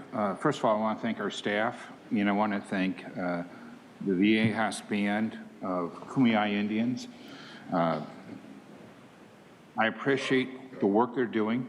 This is really important because they're creating a health organization in my district that offers care to both tribal and non-tribal Medi-Cal beneficiaries. And they are addressing the opioid crisis. This is, my district is the epicenter of opioid and the issues that come with it. I worked very hard with Supervisor Fletcher on the framework that we adopted, and I appreciate everybody doing it. But this is a huge step in the right direction, and I just want to thank all the people in the tribal leadership from Viejas for their hard work on this issue. And then secondly, I would like to pull item 9. And that's it for me. Thank you.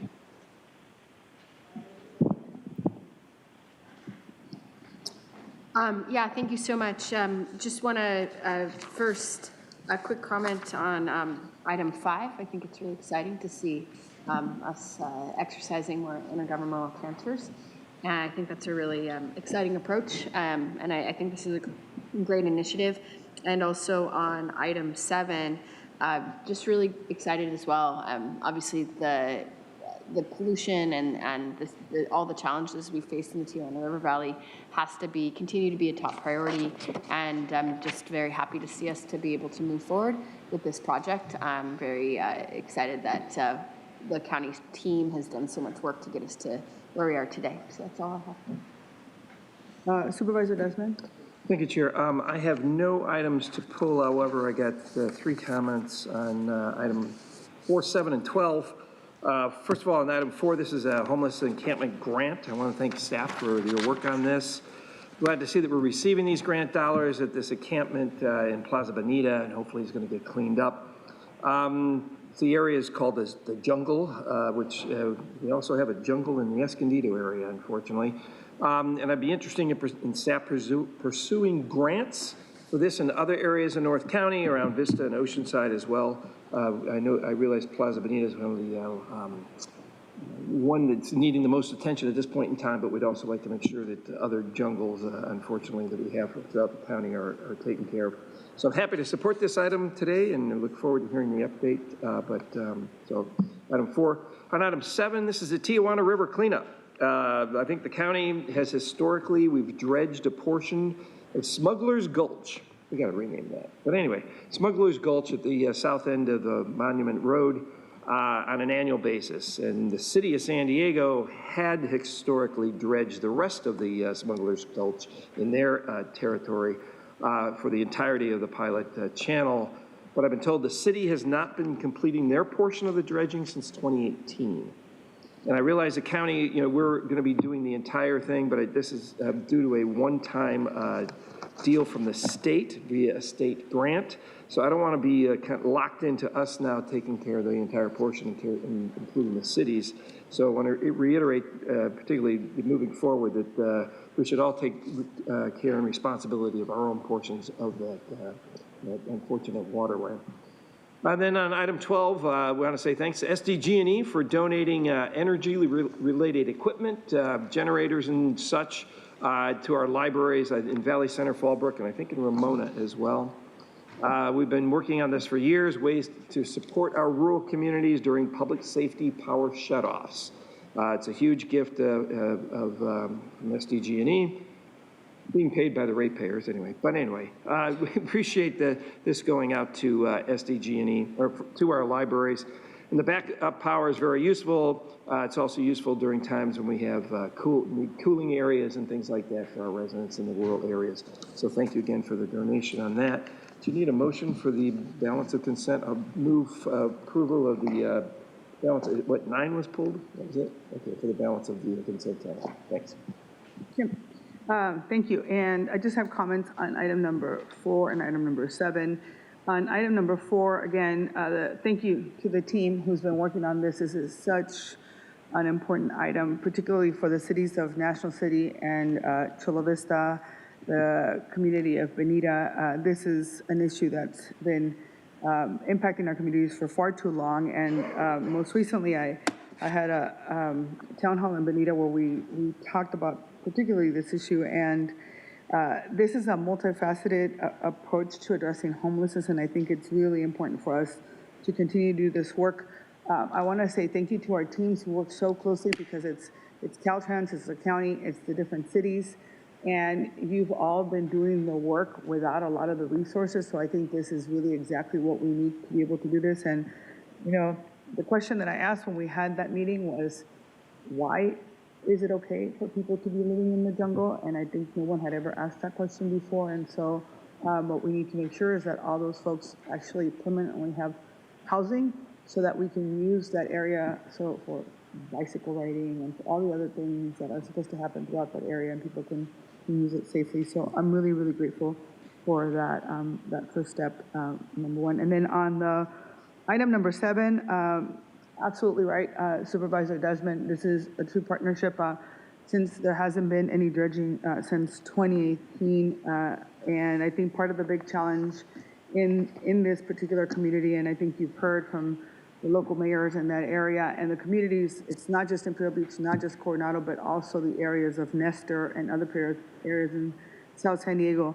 The communities are highly being impacted by the Tijuana River Valley and the sewage and the impacts that Smuggler's Gulch has in that area. And for far too long, not enough has been done. And so that's why we declared a public health crisis. All of you were so generous and supportive in doing that declaration. We continue to fight. There's some good news coming from Mexico and them doing their part.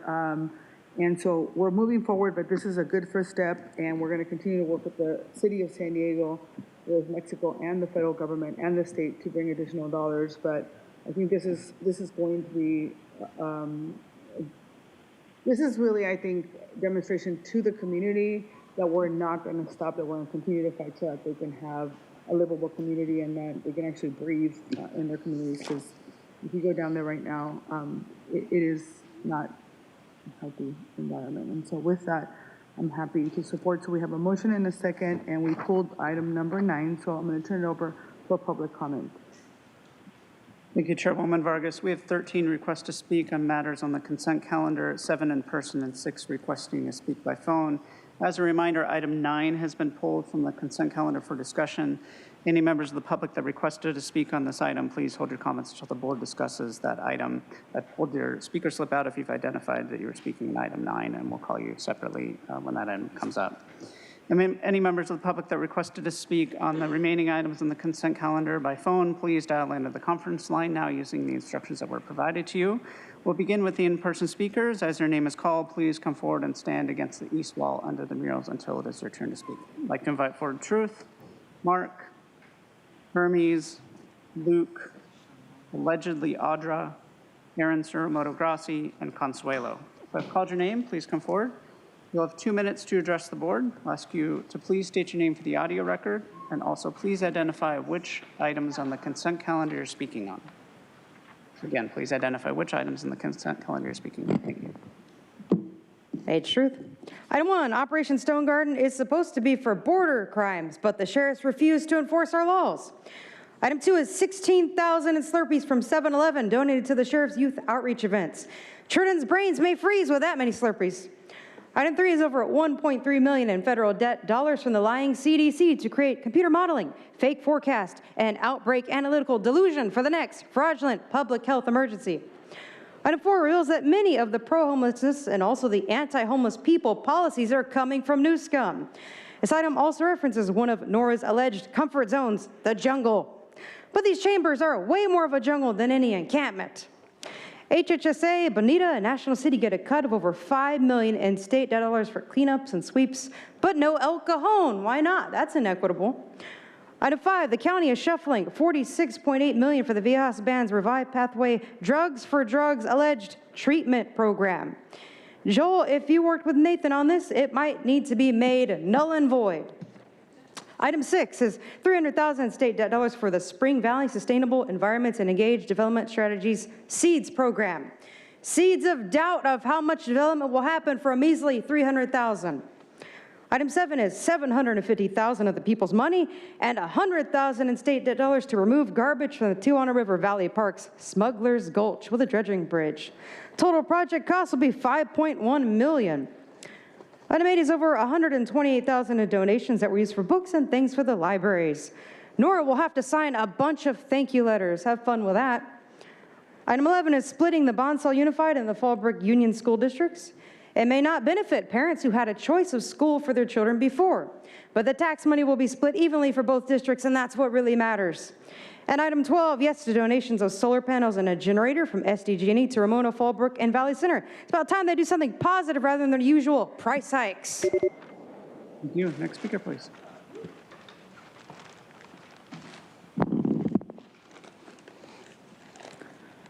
Mark, I support this agenda item, number 1. However, your overview says the sheriff does not engage in or support immigration enforcement activities.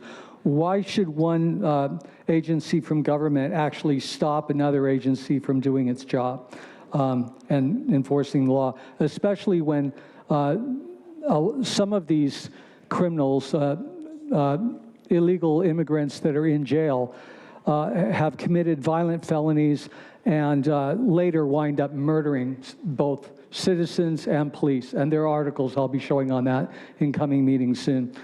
So that's absurd. 4, your estimated cost to house 75 individuals in the Plaza Bonita area, commonly known as the jungle, for $1,312,584 is $17,501 per person. Appy's Corps can 3D print 10 by 10 foot structures for about $1,000 each and print large multi-restroom shower facilities and solar panels, charging ports for their phones and laptops. Your approach is an expensive, inefficient scam intentionally designed to fail as usual. Prop 13 protections are necessary to stop the tyrannical theft of our private property by the government. More on that later since it's been pulled. 10, the arts were historically used to alert people to government overreach and start revolutions, but I doubt your program will educate kids about that. 16, these corrupt supervisors use our tax dollars to transfer our public land into the San Diego Corporation, then rent it back to the poor they create, with us taxpayers subsidizing most of the rent. Since they won't stop the Federal Reserve inflation scam, they will continue until they buy all property away from us with their own taxes. Half of our new homes are sued because of California Environmental Quality Act. Thank you. Next speaker, please.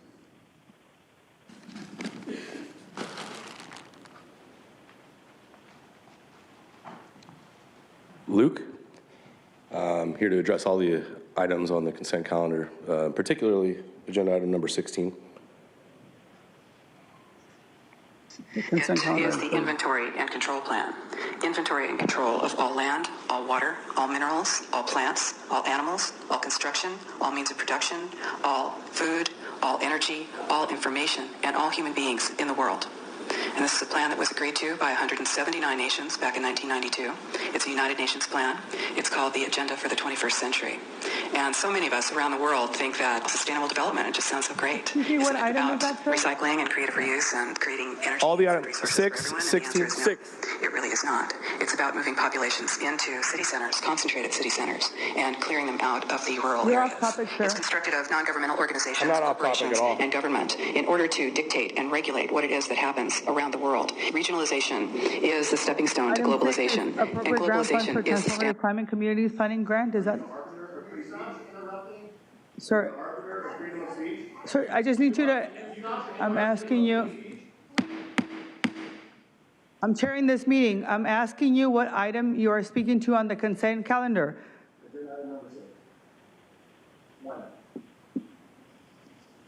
I can't understand what that video is about, so that's why I'm trying to understand what you're talking about. Okay, that has nothing to do with item number 6, sir.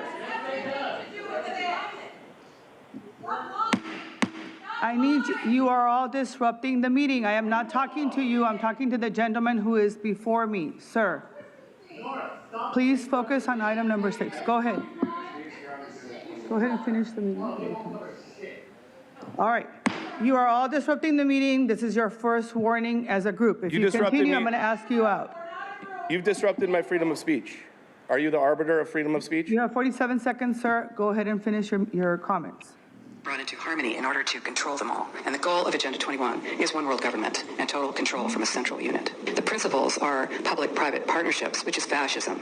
And this is how it's implemented on the ground, is through this joining together between corporations, non-governmental organizations, and governments in order to cut out the actual individual, your voter, and instead to take that to a level where we literally cannot penetrate. This is a corporatocracy. It's a totalitarian state being developed right now all over the world while we are moving towards the end game. We are not there. And this is the opportunity that all of us have now to stand up, to speak out. We are free, and we need to continue to be free. And I do believe that we will win, but we have to become aware that there is a fight. That's it. Thank you. Thank you. Next speaker, please.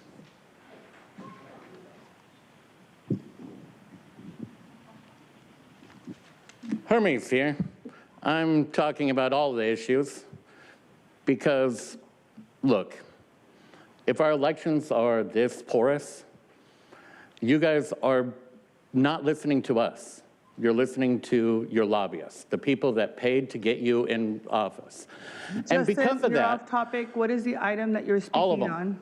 All of them, because you guys are making choices for us, and I do not believe any of you were elected properly.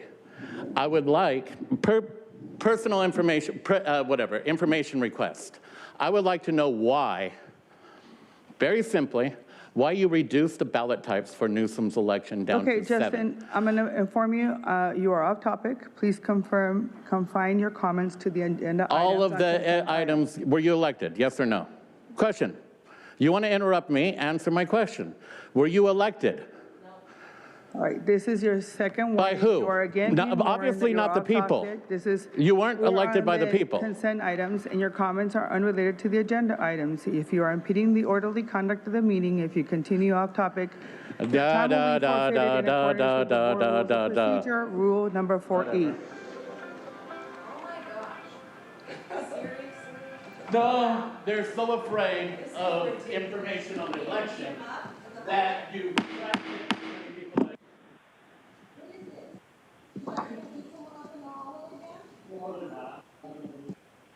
Audra, you're also being disruptive, and I'm going to inform you that this meeting is going to be continued. If you're going to be disruptive, I'm going to give you your warnings. I'm going to follow the rules of engagement.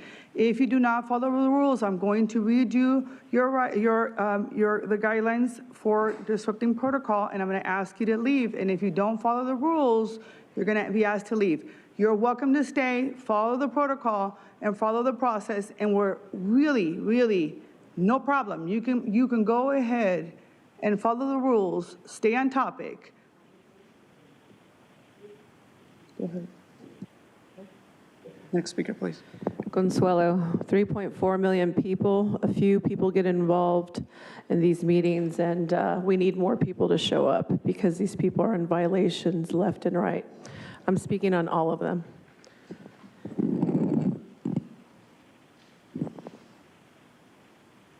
United Nations Agenda 21, Sustainable Development.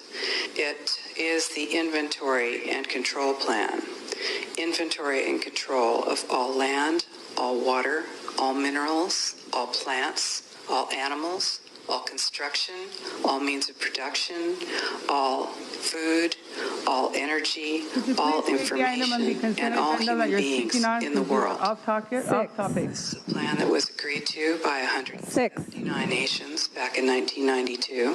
It's a United Nations plan. It's called the Agenda for the 21st Century. And so many of us around the world think that sustainable development just sounds great. And the recommendation that you are making on item number 6? And creative reuse and creating energy and food resources for everyone, and the answer is no. It really is not. It's about moving populations so that you're clear, because I think you may not understand, item number 6 is the appropriate grant funds for the Transformative Climate Communities Plant Grant. What we're doing is we're provide California Environmental Quality Act, and we're getting funding specific. So right now you are off topic. I am going to read the second warning. You are again being warned that you are off topic. This is the agenda item number 6, and your comments are unrelated to the agenda item. If you are impeding the orderly conduct of the meeting, if you continue off the topic, your time will be forfeited in accordance with the Board Rules of Procedure number Rule 4E. Go ahead. Yes, you are, ma'am. No, yes, I'm not. This pertains. Related to 12. Yes, and it's also related to 12 on housing. You just don't like what's being said.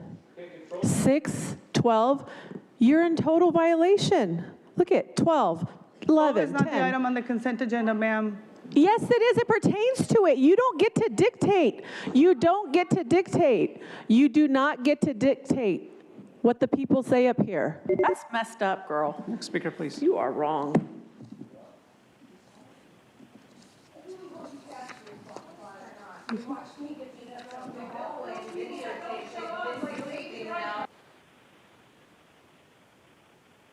You know, intimidating people, because that's the way we do it these days, right? Please state your name for the record. Oh, you know my name. I'm not going to state it. For the Your record, name. Speaker Your name. identifies allegedly Audra. Thank you. Go ahead. There you go. Good for you. You just wasted 10 seconds of my time because you guys are all losing your minds. Wow. So yeah, we're going to sit here and not protect the border because they can't do that. It's not up to, in their oath to protect the border. It's just in the police officer's oath to beat people up out in the hallway. That's what we do for our community. And then I love that we're getting more money for pandemic preparedness to scale up disease outbreak. You already got $43 million. Nora, you're not paying attention. You're disrupting. You're not even listening to what I'm saying. Oh my gosh, how rude. That's your first warning. Then here we go. We got 75 people we're going to help with about $67,934 each just to get them out of an encampment.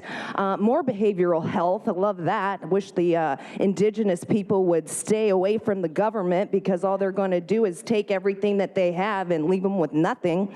And then climate planning grant. Love that because this is for, you know, achieve major environmental health and economic benefits, even though everything that you're doing with the climate is destroying the climate and just charging people a lot more to destroy the climate. And then the TJ River Valley, Nora's favorite. Wonder if they're going to dredge her out of there. And then, yeah, I love that we're getting equipment from SDG&E to help with fires, to mitigate that, even though we're putting lithium bombs right there. That's so intelligent, right? I mean, imagine.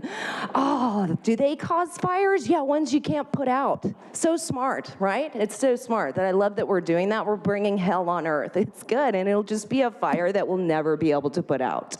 But it's good because your hearts are burning. You guys are all going to the abyss unless you turn around and away from what you're doing. Thank you. We'll now hear from those that requested to speak by phone. Again, when it is your turn to speak, you'll be unmuted and you'll hear a recording that will tell you to begin your comments after the beep. I'll remind the callers they should mute their TV or live video stream before they begin speaking. We'll start with our first caller.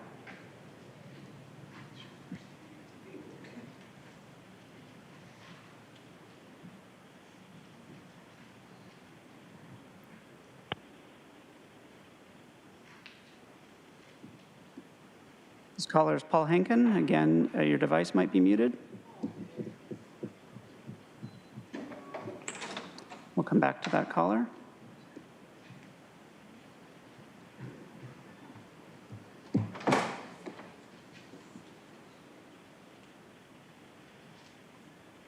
Hi, Kevin Stevenson. I would like to speak in opposition to agenda item number 9. See, I get that back in the late 1970s, there was a lot of anti... Stevenson, that item has been pulled for discussion, so we'll be calling speakers for that item separately.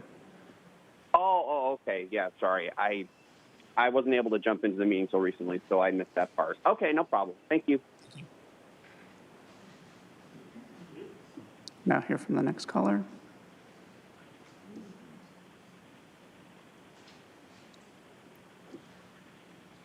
Chairwoman Vargas, I'm not seeing any additional callers in the queue. That would conclude public comment on the items in the consent calendar. Okay, we have a motion and a second. Please vote.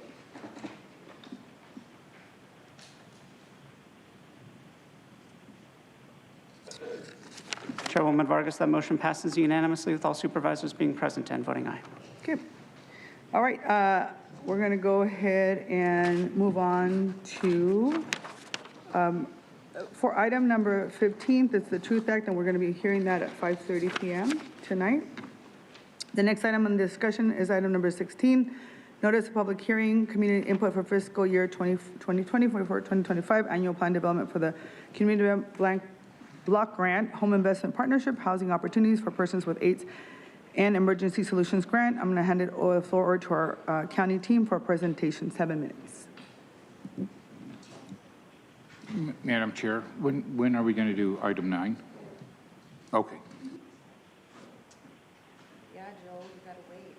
Andrew, Mr. Potter, can Paul call my phone because he's having issues with his phone and I can put the phone to the microphone? Having issues, can you please talk to the can you please speak? Excuse me, we don't across the room here. Can you please go to the young lady?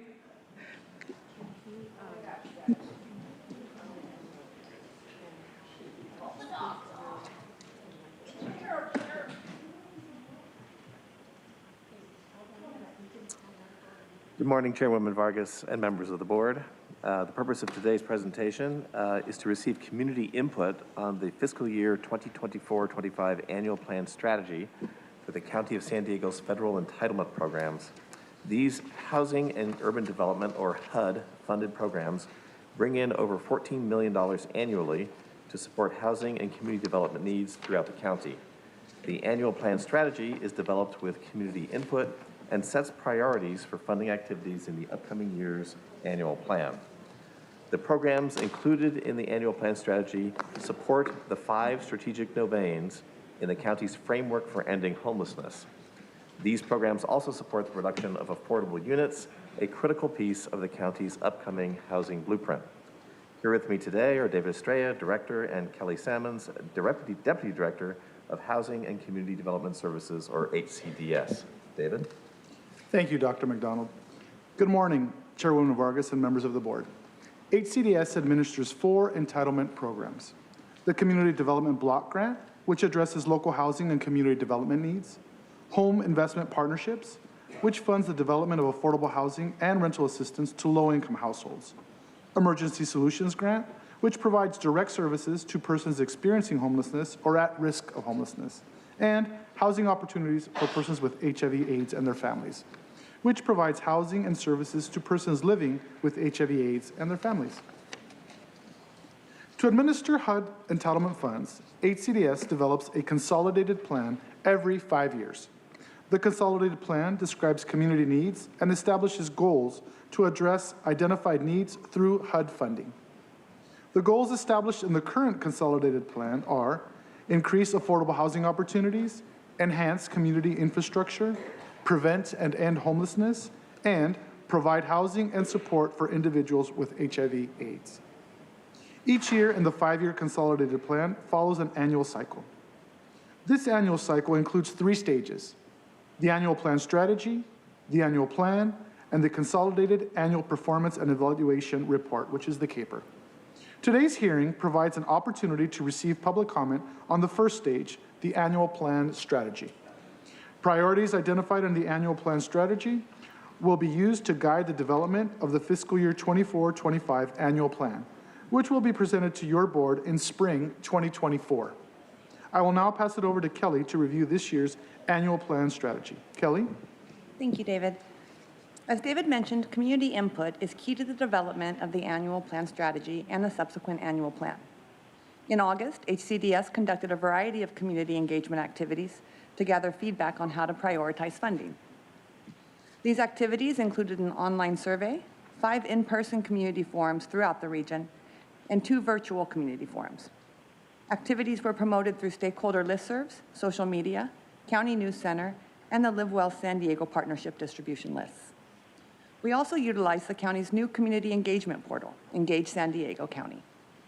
In total, these activities yielded more than 35,000 impressions, and 387 residents participated, representing a significant increase in participation. In addition to community outreach conducted prior to the development of the annual plan strategy, the draft strategy was made available on the HCDS website and in HCDS's lobby since October 6, 2023.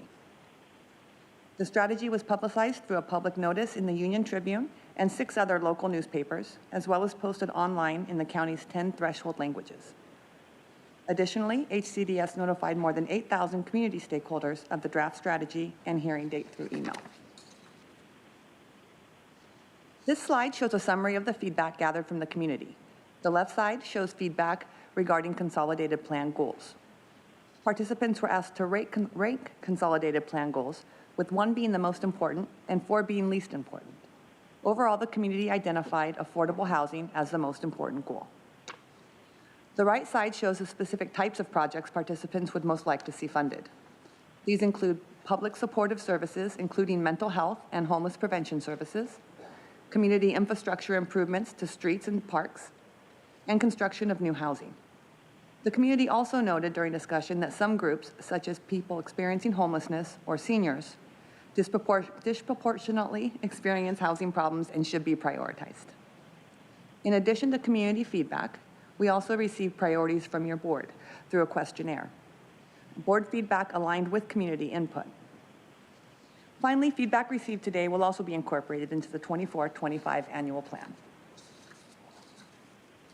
This year's annual plan strategy focuses more on specific types of activities to prioritize for funding.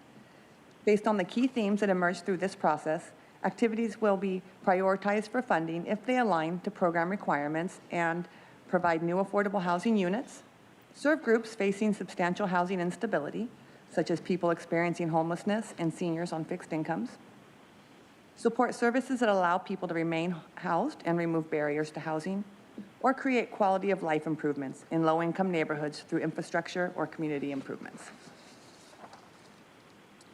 The requested action before you today is to hold this public hearing and to receive public comment on the fiscal year 24-25 annual plan strategy. This completes our presentation, and we're available for any questions.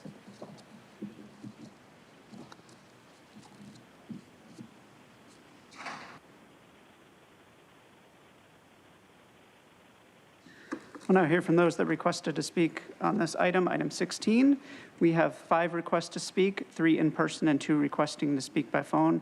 Also note for the record that we did not receive any e-comments on this item. Any members of the public that requested to speak on item 16 by phone, please dial into the conference line now using the instructions that were provided to you. We'll begin with the in-person speakers. All speakers are in opposition of this item. As your name is called, please come forward and stand against the east wall under the murals until it is your turn to speak. I'd like to invite forward Mark, Truth, and allegedly Audra. If I've called your name, please come forward. You'll have 2 minutes to address the board, and I'll ask you to please state your name for the audio record. Hey, it's Truth. Nora not being here is a perfect example, because you know what county workers just called this? A freak show. Perfect example of the lack of respect that goes on here. So the federal government requires the county to create a 5-year communist-inspired consolidated plan in order to collect the CDBG bucks, home investment partnership pennies, HOPA Washingtons, and ESG greenbacks. Play the game, get paid. Deals with the devil, favors from the mafia. What could go wrong? Oh, that's right. According to the county's own numbers, a 22% increase in homelessness for $14.3 million a year. Surely things could be better. What this plan did is create more government. There's now a county consortium, which has branches called the Urban County and a branch called the Home Consortium. This item says, quote, the annual plan strategy is developed through community engagement for which activities should be funded, end quote. Is this true? Because I don't remember asking for government to be the barrier to housing with expensive stack and packs, inefficient services that take 10 years for people to get help, or government giving away taxpayer money for certain people's rent for 2 years, or government monopolizing land and the real estate market, driving up prices. Where are the road repairs, the substance abuse treatment centers? The fact that people surveyed ranked fire stations at the very bottom of the barrel just shows how out of touch some are with reality. The county received a total of 387 responses for their community outreach, which is only 0.009% of 3.8 million people of the county who provided input. And that was actually 524% better engagement than last year. How sad is that? Well, this item statement says it all, quote, while all feedback is important, only activities aligning with HUD regulations will be prioritized in the annual plan, end quote. So just like an infill ADU, the federal government's goals are towering over the local people's wishes. I suggest new goals far and away from whatever they want and pay for, because this whole plan, guess what? It is the caper. Thank you. Next speaker, please.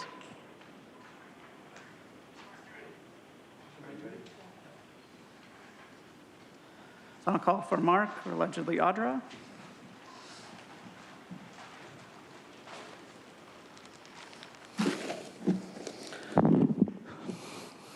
There's no time on it yet. Mark, so on 16, which directly relates to Rosa Corey and these videos, you can see on one of these sites. By the way, also, Consuelo was completely on topic. It related to anything about encampments and about homes 4 and 9. Also, that was a Rosa Corey video, this video, where she's literally talking about the UN agenda that you guys are implementing that directly relates to everything you're doing. So this video and any playing of it would be directly applicable to just about every agenda item you ever do here. She was a district branch chief for the Department of Transportation. She was an expert court witness and litigation person. Her specialty was property valuation and land use. So people should see this video on YouTube, this title. And on 16, these corrupt supervisors use our tax dollars to transfer our public land into their San Diego corporation, then rent it back to the poor they create with us taxpayers subsidizing most of the rent. Since they won't stop the Federal Reserve inflation scam. Mark, I'm going to ask you for a favor. I understand that you're talking about an item that you think is correlated. Can you please figure out a way? This is directly about 16. Listen, All of you are going to be talking off topic. I realize that that's what you're going to do the rest of the day. So can you just go ahead and use the word that is on the item so that I don't have to keep telling you, because I want to be fair to everybody. But you have to. There's very specific rules here for you to speak on these items. And each one of these items has a topic. And so I need you to please address the topic before you. And the item before you is item 16, specifically to housing. I don't know how this item that you are speaking about a video that I don't know how that relates to this. So can you please tie it in for us so that we can better understand it, sir? Corey is literally talking about your implementation of UN agendas, and her specialty was land use and property valuation. So it directly relates to anything about your agenda items, especially regarding housing. So 16 is home investments, partnerships, housing opportunities for people with AIDS. So this directly relates to housing. And usually you guys buy our property with our own tax dollars and then rent it back to the poor at our expense. It's a scam, and now my time's up. Thank you. Next speaker, please. Next speaker, please.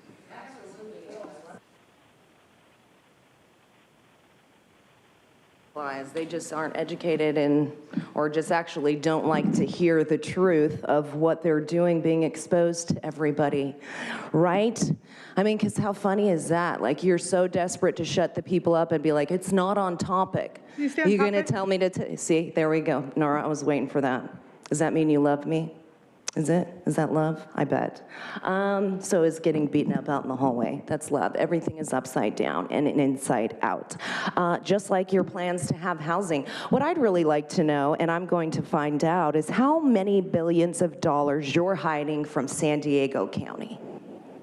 That's going to be found out, and it's going to be exposed so that people understand the corruption that is going on in this county, and there's actually money sitting there not being used. All while we sell that we can't help certain people, but HUD doesn't help people. It makes them wait for decades to try and get help. Anything you guys try and do for homelessness, it gets worse. Period. And now we have an invasion of the border. Wonder what that count's going to be this year, huh? 50,000? Who knows? Who knows? But then, you know what? We can get more money to throw at it and pretend like we're going to help. Because as long as we have these projected plans of like, we're going to do this and it's going to be so great. This is how many people we're going to help. What people need to do is actually when you're asking for funding, they should go back and look at the history of the fact that you don't do anything to help the community with that money. And you waste our money frivolously. It's very disturbing and disgusting that you can sit all up there, act like you're on some dais. We're up here, we're so powerful because we're higher than you. You're not on topic. Just because you don't like what people are saying doesn't mean you can sit and shut them up, Nora. You took an oath to the Constitution, but you know what? On the topic. Oh, Nora, it is on topic. Everything is the topic. I could say, and you said you wanted to say a word in there. How about just HUD, entitlement, opportunities, person with AIDS, who knows? I can say whatever I want, Nora. You need to quit being a Tijuanera tyrant. We'll now hear from those that requested to speak by phone. We'll start with our first caller.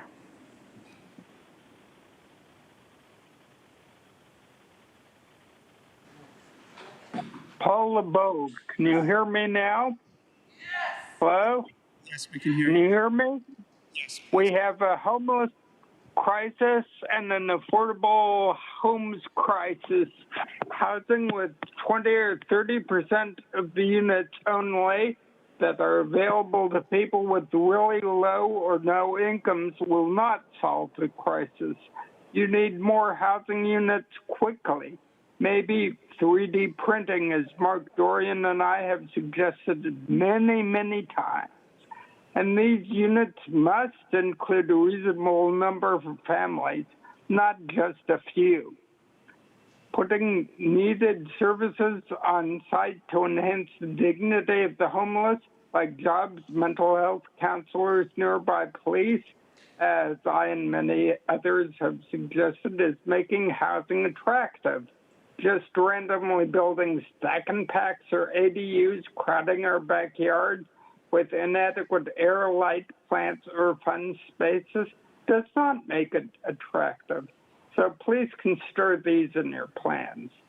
And some landlords need to be reminded, too, that they cannot continue to raise the rents until middle-income people become lower income or worse. And on the environmental general grant made for programs and projects that achieve major environmental, health, and economic benefits, it's actually going to something that, in your own words, does not have a potential to result in a direct or indirect foreseeable physical change in the environment. And those, again, are your own words in this agenda today. Thank you. Thank you. And Chairwoman Vargas, that concludes public comment on this item. All right. We have is there a motion to approve item number 16? Is there a second? Okay. Any additional comments? Please vote. Chairwoman Vargas, that motion passes unanimously with all supervisors being present and voting aye.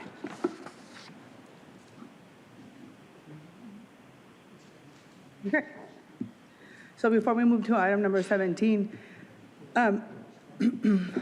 so there's been a lot of comments made today, and I just want to make something very, very clear. Coming up here and making racist comments towards me, especially from the fact that I am from Tijuana, go ahead. Keep on. It is. It's the same thing. Hey, knock it off. I'm the chair of this board. Listen to me. Racist comments will not be accepted under my watch. This is your first warning. You're being disruptive to this meeting. You are not allowed to make racist comments. And so I'm going to make it very, very clear. I am very proud to be from Tijuana. There are a lot of people. Listen to me. You're being disruptive and you're being very hateful at this moment. There are racist comments towards me. There are racist comments towards me. I have just told you right now, and I am telling you, you will stop those disruptive comments. If you don't stop, I just made a warning to you.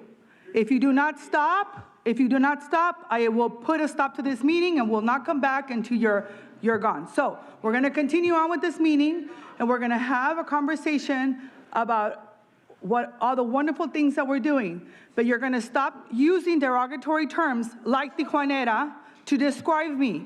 Listen to me. You will stop using derogatory terms like Tijuanera to describe me. I am proud to have been born in Tijuana. You listen to me. It's not racist. It is racist, I'm telling you. You call me San Diegan, I'm a racist. You're racist. This is your second warning. You're disrupting the meeting. I have given you 2 warnings. I am informing you that you are being disruptive. So I'm going to go ahead and move on. I am explaining to you how your terms are derogatory and you are being racist. I've given you 2 warnings, and that is it. Now, I'm going to turn it over to my colleagues who have done an exceptional job with the work that we're doing. Enough is enough. Go ahead.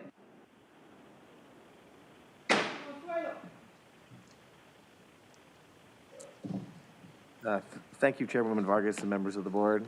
In 2021, your board approved the creation of the Department of Homeless Solutions and Equitable Communities Office of Immigrant and Refugee Affairs, or OIRA.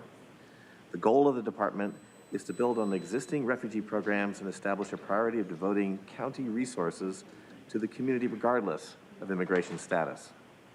Today, we are proud to share with you our 2nd annual update on OIRA's efforts.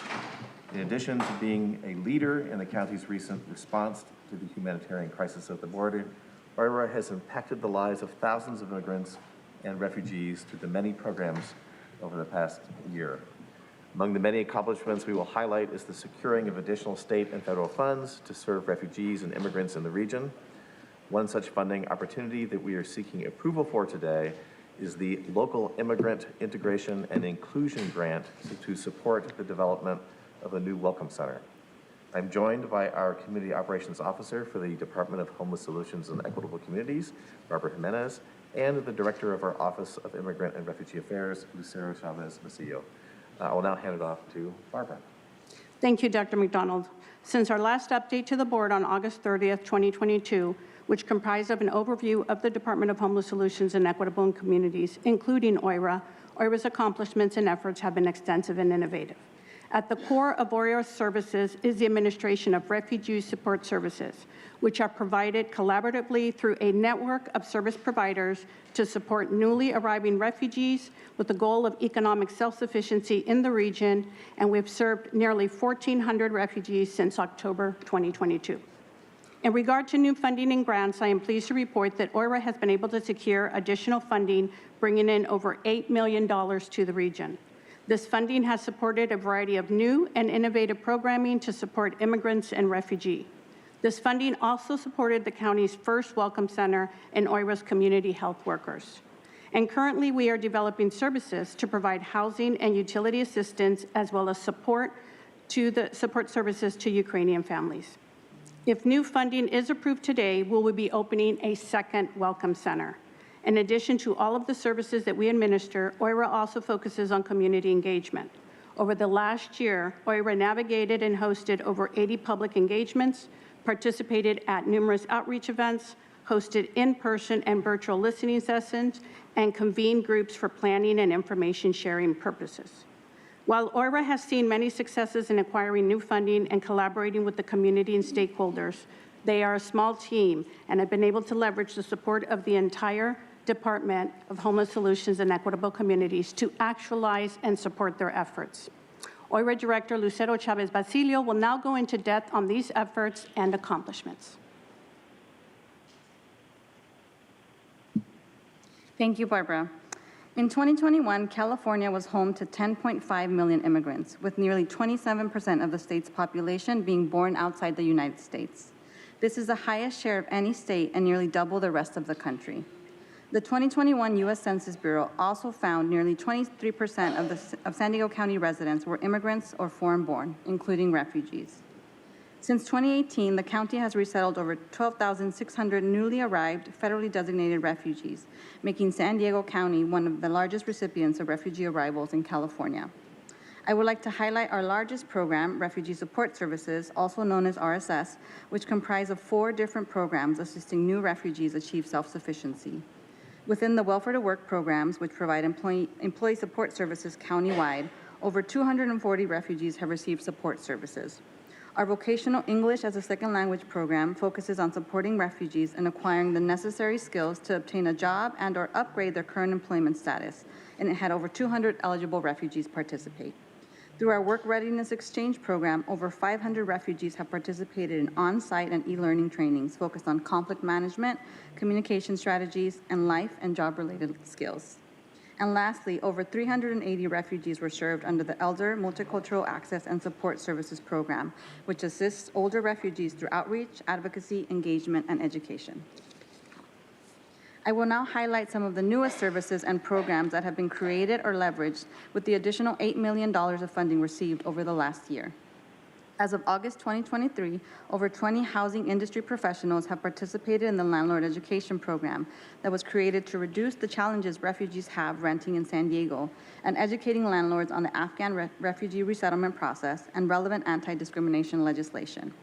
Over 70 refugees have participated in the Emotional Wellness and Self-Care Education Program that offers early intervention activities to address adaptation and behavioral health needs for children, youth, and adults. Over 330 families with pregnant women and children 0 to 5 have been provided access to healthcare services, as well as coordination of care, including behavioral health support through our Refugee Family Support Grant. Lastly, with the recently awarded funding for Ukrainians, we are designing programs to provide housing, utility assistance, and other support services such as child care referrals and assistance, English language training, and job search support. Since OIRA opened the county's first Welcome Center in National City on March 1st, 2023, over 600 community members have been served. The Welcome Center currently hosts 6 community organizations: SBCS, San Isidro Health, Logan Heights Development Corp., Alliance for African Assistance, Jewish Family Service, and the Bilateral Safety Corridor Coalition, which provide resources, services, and basic necessities on site like health education, nutrition services, and resettlement assistance. Leveraging the Community Health Worker, or CHW, classification that HSEC's Office of Equitable Communities championed, OIRA recently hired the county's first community health workers focused on providing assistance to immigrants and refugees. OIRA's CHWs are bilingual in Spanish, Somali, and Yoruba, and assist Welcome Center customers with systems navigation and provide a range of services including outreach, social support, and advocacy in the community, connecting individuals and families to services. Since July 2023, when they were hired, CHWs have participated in a total of 46 events across the county and connected over 1,000 individuals to programs and services. At the core of OIRA is the engaging and convening of stakeholders, sharing information and gathering feedback, and coordinating local, state, and federal policy as related to immigrants and refugees. Since August 2022, OIRA has hosted over 80 public-facing engagements, including workgroup meetings and convenings related to the lifting of Title 42, the Refugee Support Services Plan, and 4 listening sessions, with the 5th one scheduled for November at the Southeastern Live Well Center. Our engagements have had representation from numerous individuals and organizations providing input on immigrant and refugee programs and services and specific county-wide and regional needs. To finalize the Refugee Support Services Plan between May and June of this year, OIRA gathered over 150 responses from the community to inform this plan by surveying program participants and providers of refugee services. Community input is both a key and a required part of a county refugee support services plan, and survey responses are being used to enhance existing refugee services. On February 7, 2023, in response to the anticipated expiration of Title 42, the board directed staff to enhance preparation efforts to welcome asylum seekers. As a result, OIRA convened 12 meetings with 175 stakeholders from local jurisdictions, state and federal government representatives, and non-governmental organizations. Based on the workgroup feedback, a comprehensive preparedness plan was created and shared with the board in August. The plan included a summary of stakeholder input strategies, objectives, implementation timelines, as well as estimated costs of sustaining capacity in the areas highlighted by the workgroups. In response to the anticipated release of asylum seekers, OIRA led, coordinated, and operationalized a countywide donation drive between May and June, collecting over 4,100 items, including food and dry goods, water, blankets, hygiene products, and other essential items. To date, over 2,800 items have been distributed to immigrant and refugee serving organizations. Most recently, in response to the region-wide street releases, HSEC mobilized outreach and assessment staff to help provide access to Wi-Fi and other essential items, and OIRA CHWs have been stationed at release sites to assist with resource navigation. OIRA has also convened meetings with stakeholders, convening representatives from local, state, and federal governments and organizations to discuss strategies to support asylum seekers. OIRA has also been communicating and collaborating with numerous local NGOs who are directly providing logistical support to organize volunteers, help asylum seekers book flights, contact sponsors, and provide transportation to the airport. Recent board action has provided resources for these immediate efforts. Long-term federal funding is still critical and needed for partners to secure, implement, and operationalize the comprehensive preparedness plan previously shared with the board. OIRA will continue to work strategically to identify and apply for available grant opportunities, and will support and continue to advocate for additional funding at the federal level without competing with local community-based organizations. To expand on the success of the Welcome Center model, OIRA recently applied for and was awarded the Local Immigrant Integration and Inclusion Grant. These funds will be used to establish and operationalize a Welcome Center in North County, San Diego, and provide access to culturally and linguistically responsive programs and resources. In addition, an education and outreach plan will be developed to assist with systems navigation, program enrollment, and technical support to bridge the gap and meet the needs of various ethnic and cultural groups by providing resources for a wide array of topics. Through these efforts, the county will empower economic mobility and provide a safe, trauma-informed, culturally responsive, and inclusive space for everyone, regardless of immigration status. I will now pass it back to Barbara to review the recommendations from today's presentation. Thank you, Lucero. Today, we ask the board to take the following actions with respect to this item. Recommendation 1, receive annual update from the Department of Homeless Solutions and Equitable Communities, Office of Immigrant and Refugee Affairs. Recommendation 2 and 3, authorize the acceptance of the local Immigrant Integration and Inclusion Grant funding and waive Board Policy B29. This concludes our presentation for today. Thank you. I'm going to go ahead and open it to public comment, and then I'll open it up to my colleagues for questions. Thank you, Chairwoman Vargas. We have 7 requests to speak on this item, 5 in person and 2 requesting to speak by phone. Also note for the record that we did not receive any e-comments on this item. Any members of the public that requested to speak on item 17 by phone, please dial into the conference line now using the instructions that were provided to you. We'll begin with the in-person speakers, starting with the individual in favor, followed by the individuals in opposition. As your name is called, please come forward and stand against the east wall under the murals until it is your turn to speak. I'd like to invite forward Aaron Suramoto Grassi, followed by the speakers in opposition, Mark, Truth, allegedly Audra, and Consuelo. You'll have 2 minutes to address the board, and I'll ask you to please state your name for the audio record. Good morning. I think it's still morning. Erin Suramoto Grassi, the Policy Director at Alliance San Diego. I wanted to just express our appreciation for the county's commitment to have an Office of Immigrants and Refugee Affairs in the first place. It is extremely important that we continue to welcome immigrants and refugees in our region, and having an office is critical to being able to do that. We may not always agree with what OIRA is doing or how they're approaching things, but I think we have to make certain to continue to have the office and work through those problems together so that we can continue to best serve all San Diegans. Thank you. Thank you. Next speaker, please.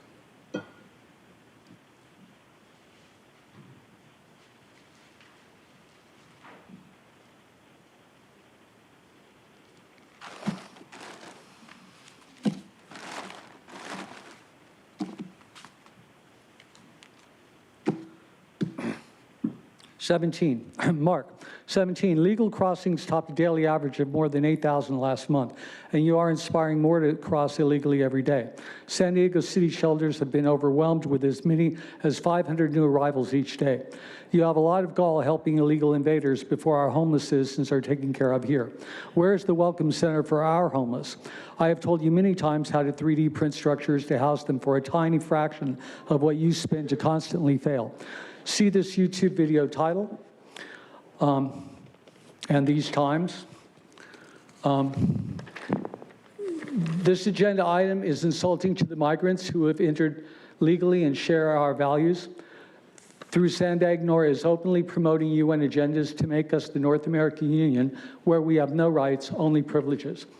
See these times on this title on YouTube. I am not racist. No ethnicity, including my own, should be in government. If they were not born here, it causes a conflict of interest. I have compassion that Nora may support a North American Union since she was born and partially raised in Tijuana, where I guess much of her family and friends are. But she should not be in our government promoting UN agendas against our sovereign right to rule ourselves, destabilizing our system with this total influx of illegal aliens, including terrorists, some terrorists and criminals, without proper vetting, which is a known war tactic to take over a country. Demoralize, destabilize, crisis, and normalization are the 4 stages to overthrow our government, according to KGB informant Yuri Bezmenov. And we are in the final stages because of our corrupt government, and no large segment of our citizens paying attention to stop them. Yes, that means most of you listening now. See Sandag planning your enslavement, and see these people in London stunned by the totalitarian government they have allowed, as you will be if you don't stop this now. Next speaker, please.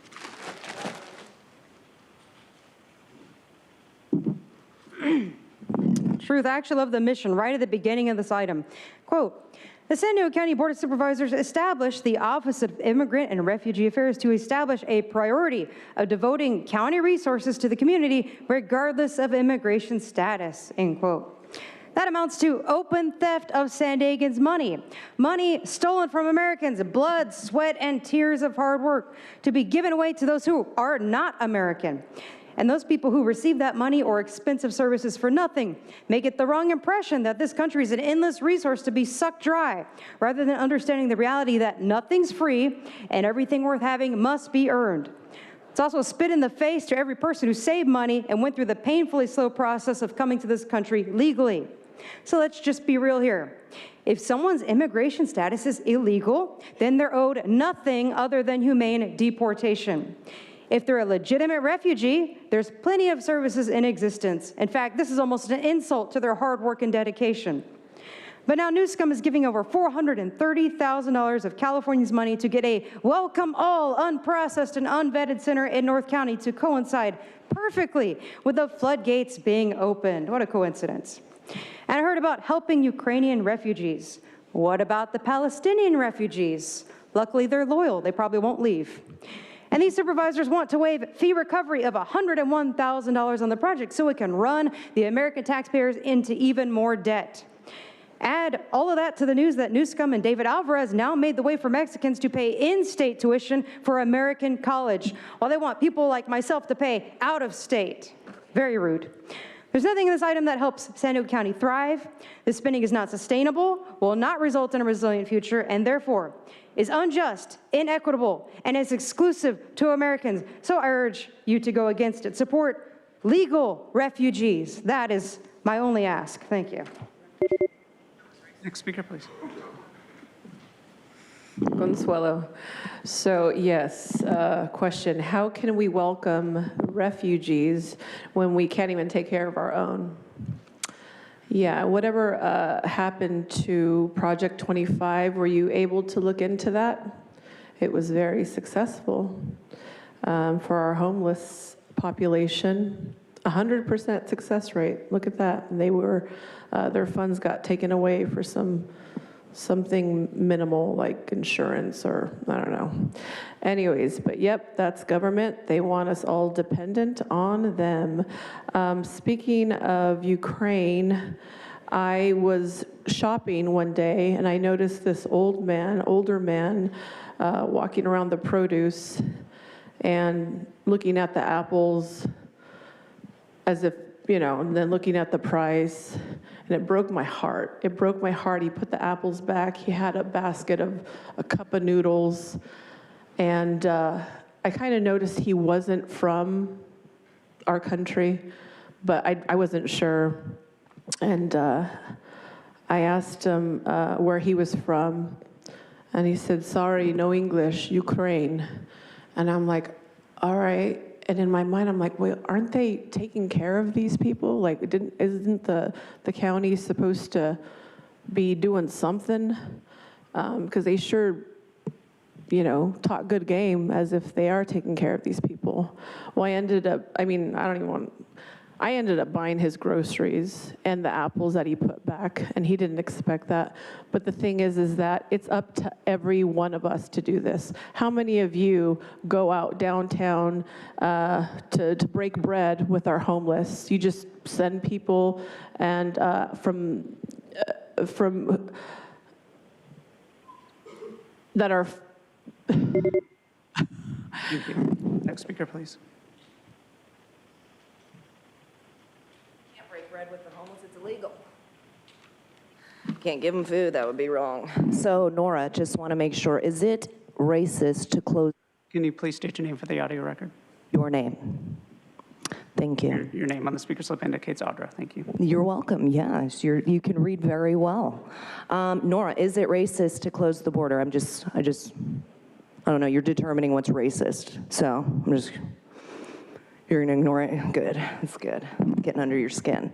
Love it that we're just, you know, making it a priority to vote county resources to this community regardless of immigration status. So it's like, it doesn't matter if they're illegal or not, right? We'll just go arrest the people who are like living on the streets here that are from San Diego, because that, you know, we need to have space for these people. They need to be able to get whatever they want. Like when they get dropped off at MTS and then, you know, all of a sudden we just add Wi-Fi and bathrooms. It's like, how did we think? I mean, who would have thought that like having immigrants come, you could get whatever you've been asking for, you just have to be the immigrant or somebody crossing illegally. And it's great because it's like we have military-age men who are, you know, joining the law enforcement and military who are, you know, pretending to seek asylum, also bringing children who are drugged over. It's so great because we're just trafficking people right in front of our eyes and just giving them whatever they want, right? I mean, because literally, why would anyone not want to come here if they know that everything is going to be provided for them? We'll take you wherever you need to go. We'll give you money, we'll give you clothes, we'll give you health care, we'll do whatever you need. We'll give you a ride with a car. Oh, what about those people over there on the street? Oh, don't worry about them. Those are peasants. They'll be going to jail soon. You're going to be getting their place in this, shelter.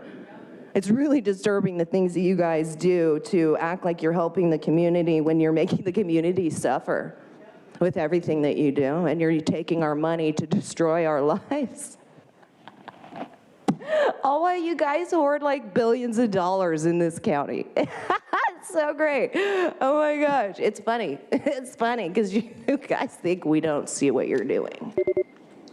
Thank you. We'll now hear from the individual that requested to speak by phone.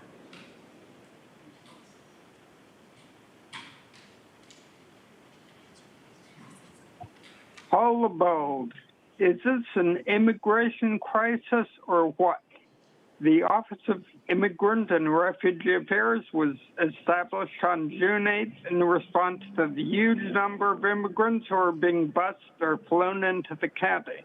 Yet, the agenda says it was set up to establish a priority of devoted county resources to the community regardless of immigration status.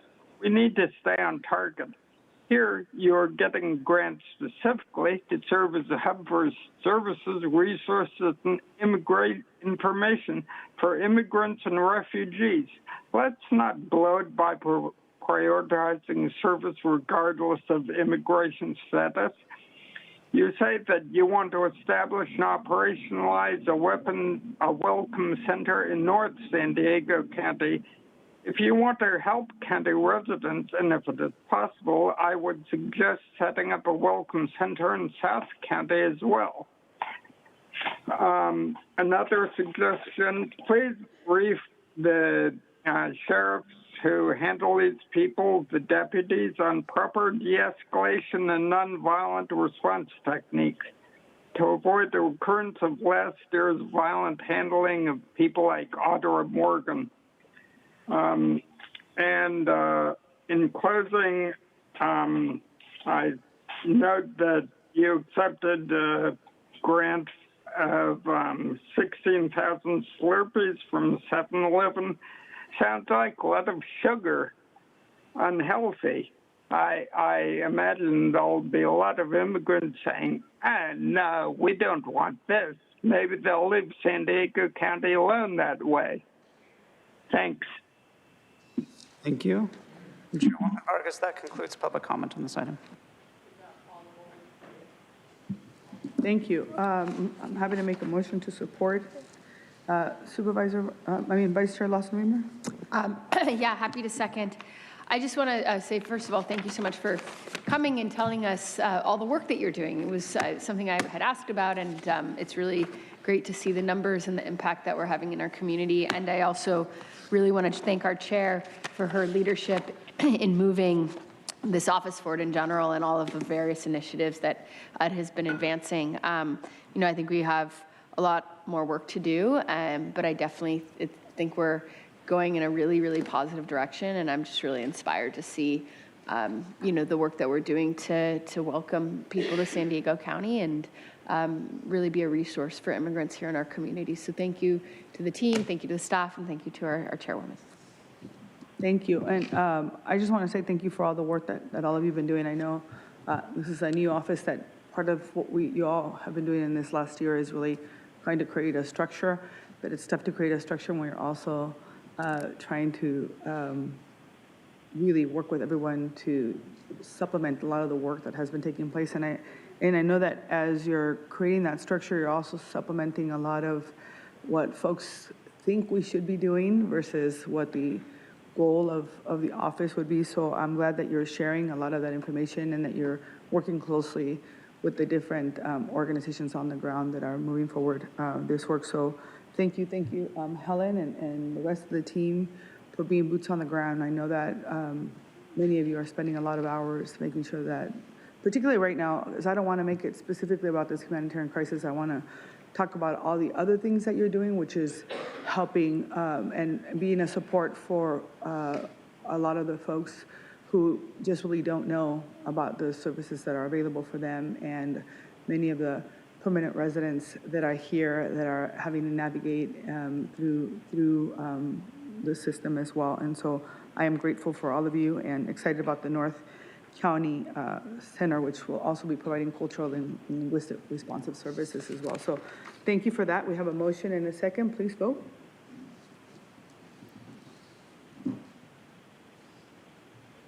Chairwoman Vargas, that motion passes unanimously with all supervisors being present and voting aye. All right, the next item on the agenda, thank you everyone for all your work. Next item on the agenda is item number 18, the resolution to support Governor Gavin Newsom's right to safety amendment and call for constitutional convention. I'm going to go ahead and turn it over to speakers first, and then I'll turn it over to my colleagues. Thank you, Chairwoman Vargas. We have 11 requests to speak on item 18, 8 in person, and 3 requesting to speak by phone. I also note for the record that we received 108 e-comments, 95 in favor, 10 in opposition. Any members of the public that requested to speak on item 18 by phone, please dial into the conference line now using the instructions that were provided to you. We'll begin with the in-person speakers. All speakers are in opposition to this item. As your name is called, please come forward and stand against the east wall under the murals until it is your turn to speak. I'm going to be calling you in groups of 5, so I'll ask you to please listen for your name. I'd like to invite forward Mark, Truth, Michael Schwartz, allegedly Audra, and Manny Aceves. I've called your name, please come forward. I'll ask you to please state your name for the audio record. You'll have 2 minutes to address the board. Mark, our rights are inalienable, that everyone is born with. You cannot vote our rights away or amend them. Tara Lawson-Remer and Gavin Newsom are committing the highest treason possible. Search this YouTube video title. Israel and Ukraine would not have had a ground invasion if they had not been disarmed, as Tara and Newsom are trying to do to the U.S. now. Criminals in the cartel are 3D printing the best weapons ever, 24/7. There is no stopping that. You can help arm the good people around you so they can defend their families and country. You can stop the corrupt Federal Reserve inflation so people have a good standard of living and do not want to commit crimes. Because of you, Tara, the poor families with their crappy legal pistols and 10-round clips cannot protect themselves from real criminals who will not wait for them to reload when their 10-bullet clip runs out. When Hamas was shooting Israeli people from blocks away, they realized much too late how important a good rifle that will accurately shoot as far as possible is to you and your country's defense. Their own government had disarmed their families, and they died without a chance to even defend themselves. Hamas would not have attacked on the ground if they had been well armed. So you had better all stop this, because this treasonous resolution and amendment by Tara and Newsom are by far the greatest danger to freedom ever. See these YouTube video titles to see how Europe never recovered. I don't have those available at this moment, but look up traffic filters and ULEZ for ultra low emission zones in London right now. It's totalitarian. In the early 1980s, excellent rifles were common, and some people have machine guns, yet there were no school shootings here. History has shown us again and again that when a nation is disarmed by the government, tyranny follows, as France, England, and UK are learning much too late now. Jim Desmond, it's your job. Thank you. To Thank you. Your time is up. Next speaker, please. Next speaker, please. Your time is up. Mark, your time is up. Next speaker, please.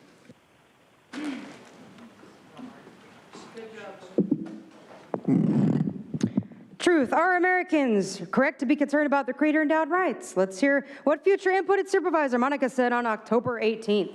I spoke at the recent Gun Violence Reduction Summit hosted by Supervisor Lawson-Remer. And as we take away guns, Yes, Tara's little gun reduction summit was attended by mass formation minions led by county co-conspirator organizations. No one there had common sense solutions when they don't even possess their own sense. Here's some real common sense. Are you willing to have ALPRs on every corner of your neighborhood and submit to a driver's test every day, since more people die from car accidents than by firearms? Anyone who wants crime eliminated and safety guaranteed as a right can go to prison. It's real safe there. Freedom, on the other hand, is dangerous. You have to be willing to let people do what they're going to do, for better or for worse. Even the legal age of owning a firearm pushed to 21 years old makes zero sense when an 18-year-old can join the armed military. And the so-called reasonable waiting period is intentionally vague so it can be extended indefinitely. And assault rifles is not a lawfully defined term. It amounts to a government opinion. New scum co-conspirators, Tara, Monica, Marnie, Mara, Bergman, Blake, Spear, and Bonta. Every single one of you are in multiple violations of the oaths you claim to have taken to the Constitution.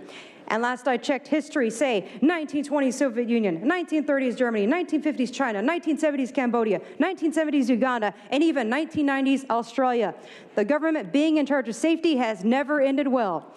Bad guys, you just got fact-checked.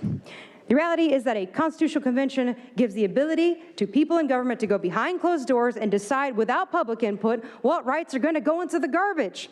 That only worked out, well, one time. And that's when some founders of this country insisted on a Bill of Rights that will be destroyed if these traitors were to get their way with a con-con. That's something that should absolutely not happen under any circumstances. And if you're fooled by that, then I would plead that you get educated and find out. Thank you. As the next speaker is coming forward, I'd like to call the remaining speakers in person: Consuelo, Mark Spector, and Richard Cohen.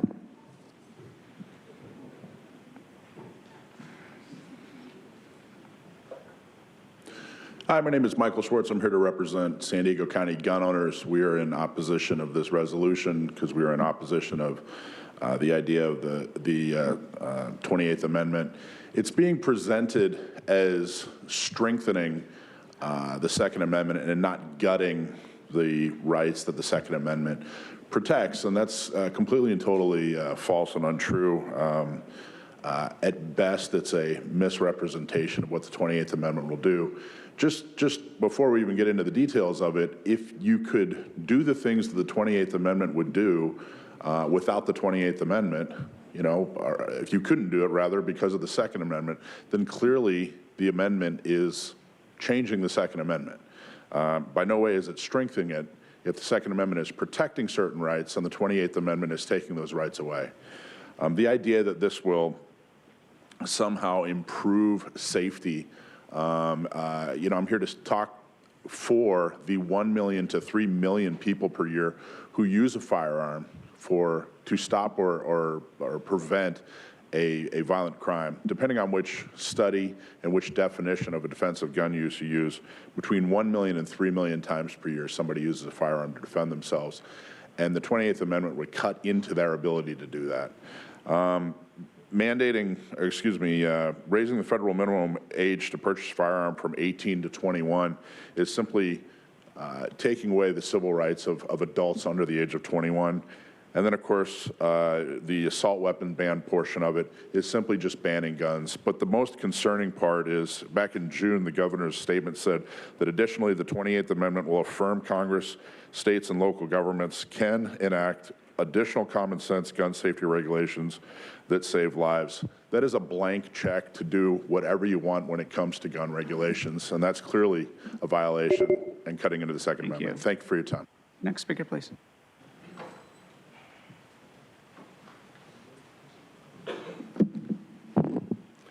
Hello, my name is Mark Spector, and I just retired from the Navy Reserves last month. And I had the honor and pleasure of serving alongside some wonderful people, including Border Patrol, Customs and Border Protection, sheriffs, and they will all say that they're undermanned, understaffed. The border is porous. One of the people that I served along was a San Diego County Sheriff. We had lunch every day together. It's lunchtime right now. You guys, go to lunch. Go to lunch. I want to make sure you guys get lunch. If they all went to lunch right now, you had a warm fuzzy when things got a little bit spicy, a little bit passionate here, and you got a little bit reinforcements here. All of the law enforcement I know will tell you when seconds count, they're minutes away. And if these guys were just down in the cafeteria, just getting lunch right now, not out and about, you would not be happy if things were starting to get a little bit spicy, a little bit passionate. If the side door was propped open and you didn't know who was coming into this building and what they were carrying, you would not be getting that warm fuzzy. That's what we are feeling like right now outside. The border's open, we don't know who's coming across, and these guys are understaffed, they're undermanned, and you have a luxury of being in a safe space. We have the right to protect ourselves. Thank you for your time. Next speaker, please. Good afternoon, Chairman and members. I have a prepared statement. Richard Cohan. 26th Amendment, passed back in World War II. I'm going to try and shorten this up. FDR said old enough to fight, old enough to vote. FDR lowered the voting age from 21 to 18. It's been 18 since. So, we therefore entrust these same men and women to legally vote and decide who will represent us and our interests in our governance, as well as serve on juries and defend our nation. There are those who have even advocated lowering the voting age to 16. In most states, the age when you can marry and raise a family is 18. Is it at all fair, then, to deprive those citizens of their constitutionally protected natural right to defend themselves and their families by purporting to guarantee their right, quote, right to safety, end quote, through this proposed amendment by the same government who presently cannot comport with the basic tenets of the Constitution of the United States as stated in the preamble to provide for the common defense, promote the general welfare, and secure the blessings of liberty to ourselves and our posterity.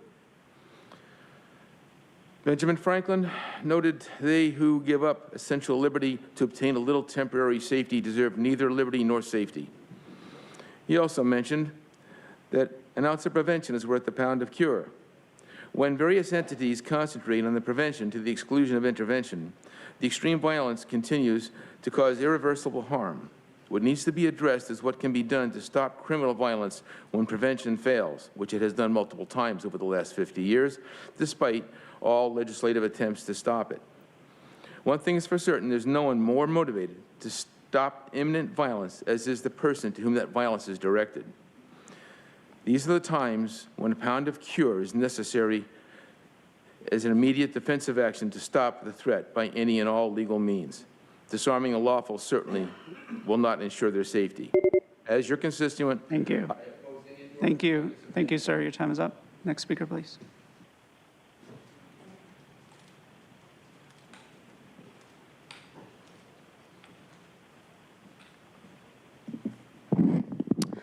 In 2021, the assault rifle ban was found unconstitutional by a federal judge, and we all do have the right to safety.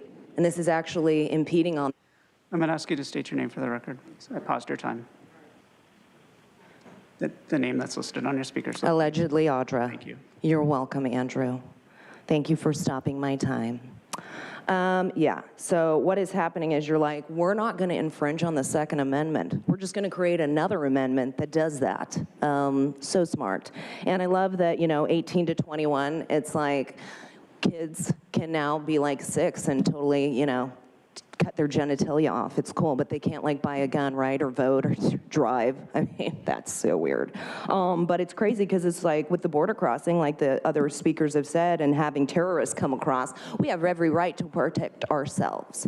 Just like if I had a gun, probably Gonzalez wouldn't have beat the shit out of me in the hallway. You think? Or do you think he would have still? Probably not, right? Because then he would have felt like I could have, done something to protect myself. Instead, he had all the weapons. So we have every right to protect ourselves from people like you guys and all the people coming after us. And you're allowing the border to be invaded, allowing, people who are terrorists cross, people who have nefarious agendas cross, and it's all part of the plan. This is all by design to take our guns, give us nothing to be able to protect ourselves, so we have to run to you guys. All while you are the ones threatening and harming the people and destroying their lives. And you don't even care. And you sit there and you gloat about, and virtue signal like you're just doing such a great job. But it's sad that a woman could be beat up by a man double her size with a bunch of weapons, and you want to say that I don't have a right to have a gun and protect myself. That's sad. Hopefully one of you, that never happens to. Next speaker, please.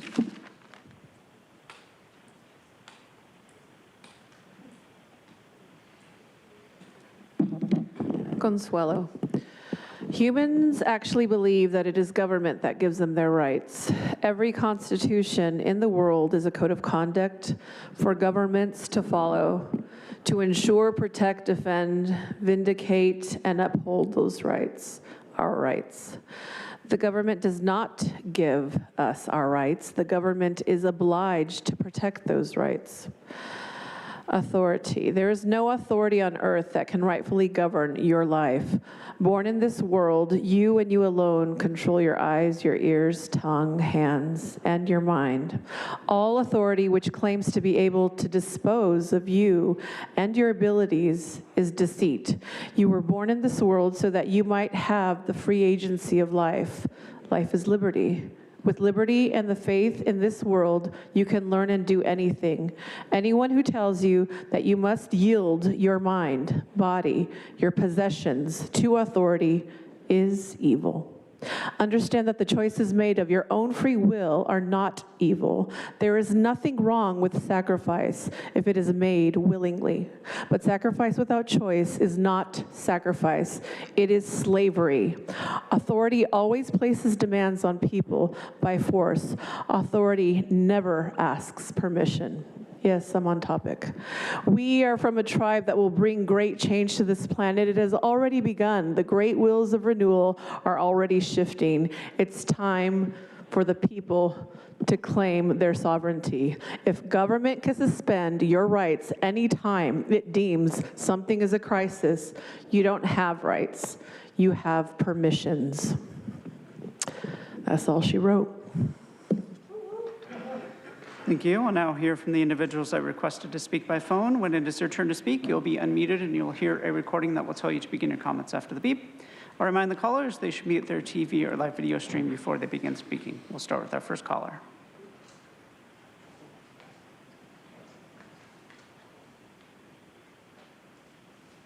Kevin Stevenson. All right. I would like to say that I, of course, support this item. I support the 28th Amendment proposition, and I do not believe in any of the must have a gun at all times absolutism that I've been hearing over the last 15 minutes. A lot of right-wingers, interesting, and pretty much every single right-winger in this country ignores literally the very first 4 words in the Second Amendment, a well-regulated militia. A well-regulated militia does not mean any rando off the street can have a military arsenal. So by that logic, that means that Mark does not have the right to own any freaking gun he wants. That means that Consuelo does not have the right to own any freaking gun she wants. And that means that even Michael Schwartz from the San Diego County Gun Owners does not have a right to literally any gun on the market. I am not anti-gun by any means. You want to own a handgun? Go ahead. You don't need a fucking AK-47 or an AR-15 to strap to your back and carry inside a Subway or a Starbucks. That is insane. Defend your country, idiot. What these guys want is for armed vigilantes Mr. Stevenson, we're going go to pause around. Can you hear me? Can you please hold, sir? Mark, you're being disruptive. The board wishes to ensure that every business is conducted in an orderly fashion and that everybody has an equal opportunity to serve and participate in the proceedings. Each person who addresses the Board of Supervisors shall not use loud, threatening, profane, or abusive language that disrupts, disturbs, or otherwise impedes the orderly conduct of the board meeting.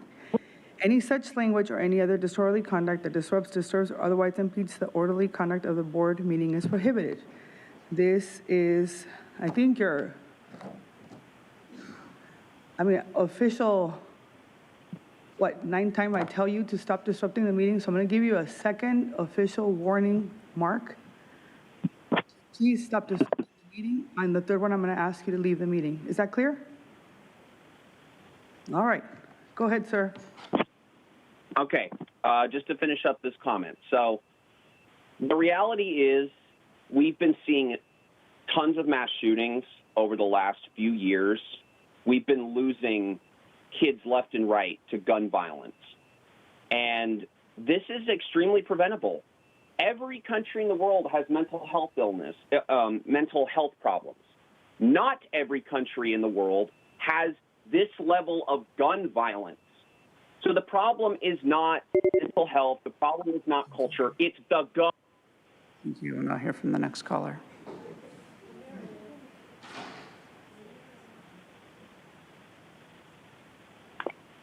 Manuel Esteves.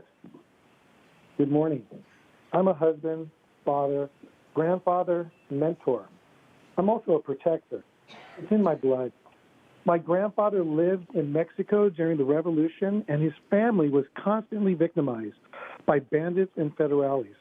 He came to the U.S. and became a citizen who owned firearms to protect his wife and 9 children, especially when they migrated throughout the Central Valley to pick produce. He was proud that he could protect his family, even though they were poor. He loved this country for that. But if he was alive today, the ability to protect his family would have been possible for him. Let me explain. California's unconstitutional gun laws infringe upon the rights of all law-abiding citizens to keep and bear arms and who desire to pursue their natural right of self-protection and protecting the ones they love. But it's the low-income population, those who live paycheck to paycheck, who suffer even more under the weight of discrimination by these laws. Crime is on the rise, and criminals are emboldened. There are few or no consequences for their evil behavior. No neighborhood is immune, but the people living in crime-ridden neighborhoods, especially low-income ones, are prevented from protecting the loved ones because of the very ones who claim to be their champions. You speak of equitable neighborhoods, and you pass laws that reinforce disparity because of the extreme financial burdens you place upon them. It costs at least $1,000 for a law-abiding citizen to purchase everything needed for a CCW, and now California wants to add 11% tax to that. For the wealthy and elite, that money is not a problem. But to the low-income person, it is the choice between eating or protecting. The governor has signed unconstitutional gun legislation, and even as I speak, they're not on. That's why the... Now hear from the final caller.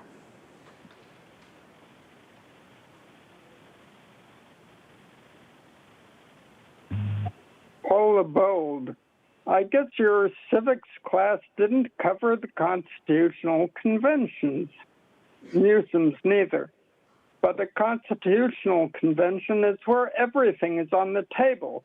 Once the gates are opened, anyone can push any idea for any amendment.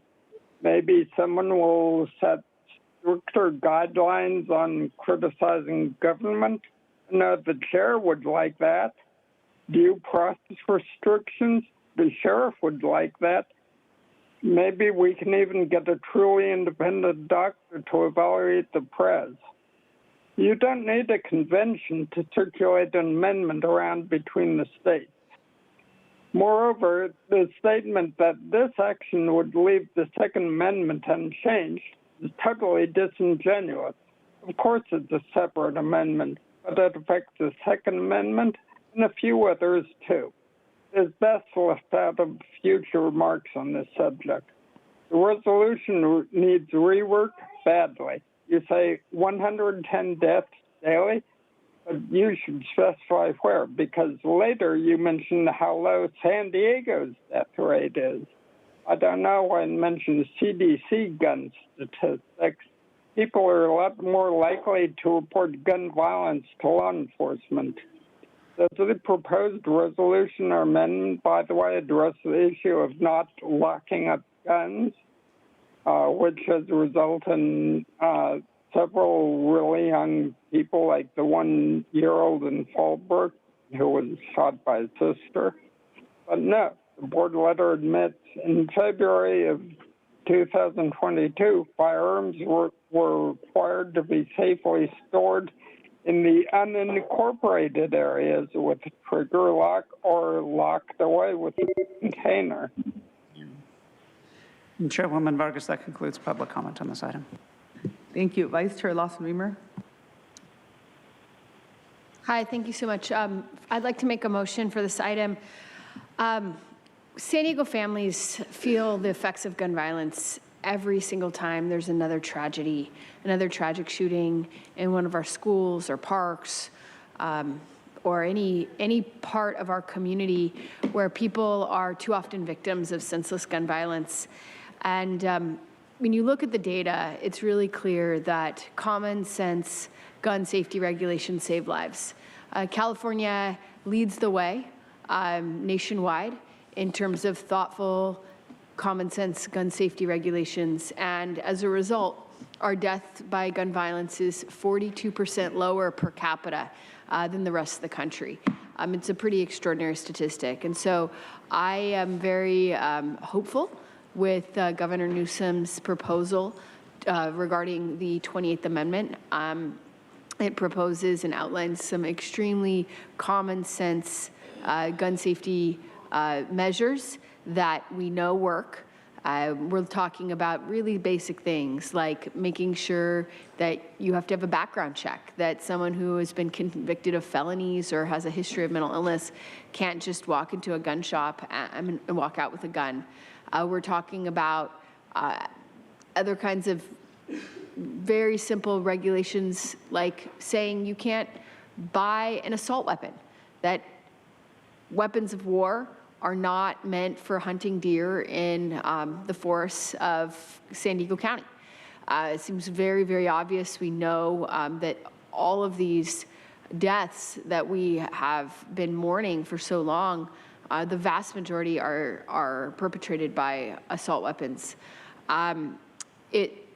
The 28th Amendment that the governor has proposed protects the Second Amendment, which I think is really important. It raises the minimum federal age to purchase firearms from 18 to 21, and it would institute a reasonable waiting period for gun purchases. Again, we know that so many of the fatalities and tragedies that we see on the news and many of us have experienced personally come from someone acting rashly, either to kill themselves, to commit suicide in a fit of desperation, or to kill someone else, to go to a school or a playground or a park and seek out someone they were in a fight with and pull the trigger on what could have been the kind of dispute that if someone had a few days or weeks to think it over could have blown over, and instead we're left with life-ending tragedies. So for all of these reasons, I think it's incredibly important that we as a county take action today to support these very common sense gun measures. I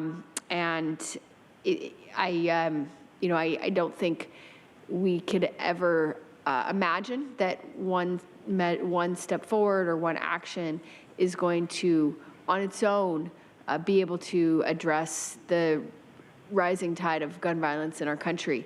But we know we have to do everything we possibly can because we have more guns than people in this country. And the end result is that we are the country, one of the wealthiest countries in the world with one of the highest rates of deaths by guns. So with all that being said, I think it's a really important measure that we could take today, and I would be grateful for the support of my colleagues in passing this item. Thank you. Is that a motion? Yeah. All right. So we have a motion. I want to say thank you, Vice Chair, for bringing this item forward. We know that there are more people are calling for common sense gun reform. while actively defending the Second Amendment rights. And so our board has absolutely been committed to safe and equitable communities, especially as it relates to making ghost guns illegal and training social workers on how to identify signs for potential gun violence and addressing loopholes in our county. And so we've heard many heartbreaking stories of people accessing firearms and the harmful consequences it may have. So we've heard stories of young kids and so many other things. And so I'm happy to second the motion to adopt the resolution in support of Governor Newsom's right to safety amendment. Any further discussion? Thank you, Madam Chair. Appreciate it. I'm not going to be supporting this item. This is just more laws on top of laws on top of laws are just not the answer. Most of the deaths by guns are irrational acts. They're not rational acts. And guns are not violent. People are. People are violent. The resolution, we're dealing with mental health crisis in our communities. I don't think we have a gun problem. We got a mental health problem. It's estimated that 1 in 5 adults in the United States live with mental illness. And this year, the Union Tribune reported the rate at which adults are placed on a 72-hour mental health hold has almost doubled. For kids, mental health has increased nearly tenfold. Law enforcement calls for mental health services for kids has increased more than 120%. We conducted the San Diego Gun Violence Reduction Community Needs Assessment Report. And this is data that we got out of that report. And the data and the science says 70% of the gun-related deaths in San Diego County were suicide. 70%, that's huge. If you want to stop death by guns, let's go after the mental health issue and the mental health crisis that we have. 70% are suicide. These people need mental health help, not taking just more guns away from law-abiding citizens. And yes, there have been devastating crimes done by mentally ill people, including school shootings and other mass shootings. So I don't want to diminish these crimes, but again, it's mental health. On the 23rd of May this year, my office brought forward an item to take stock of the county's current suicide prevention efforts and identify any gaps in our efforts to help prevent suicides. Next month, we're going to receive a report from staff, and I look forward to working and continuing to enhance our suicide prevention efforts, which again are 70% of the gun deaths in San Diego County, suicide. I want to keep the county focused on addressing mental health crises, and for that reason, I won't be supporting the item today. Thank you very much. Okay, we have a motion and a second. Please vote. Okay. Chairwoman Vargas, that motion fails due to a tie vote. Pursuant to the board's rules of procedure, the board may continue the item for consideration at a future meeting. If the board takes no further action to continue the item to a specific date, then I will place the item on the agenda for the next regular meeting on Tuesday, November 7th. All right. With that, we're going to go ahead and take a lunch break. We'll be back at 1:15. First time I ever seen it.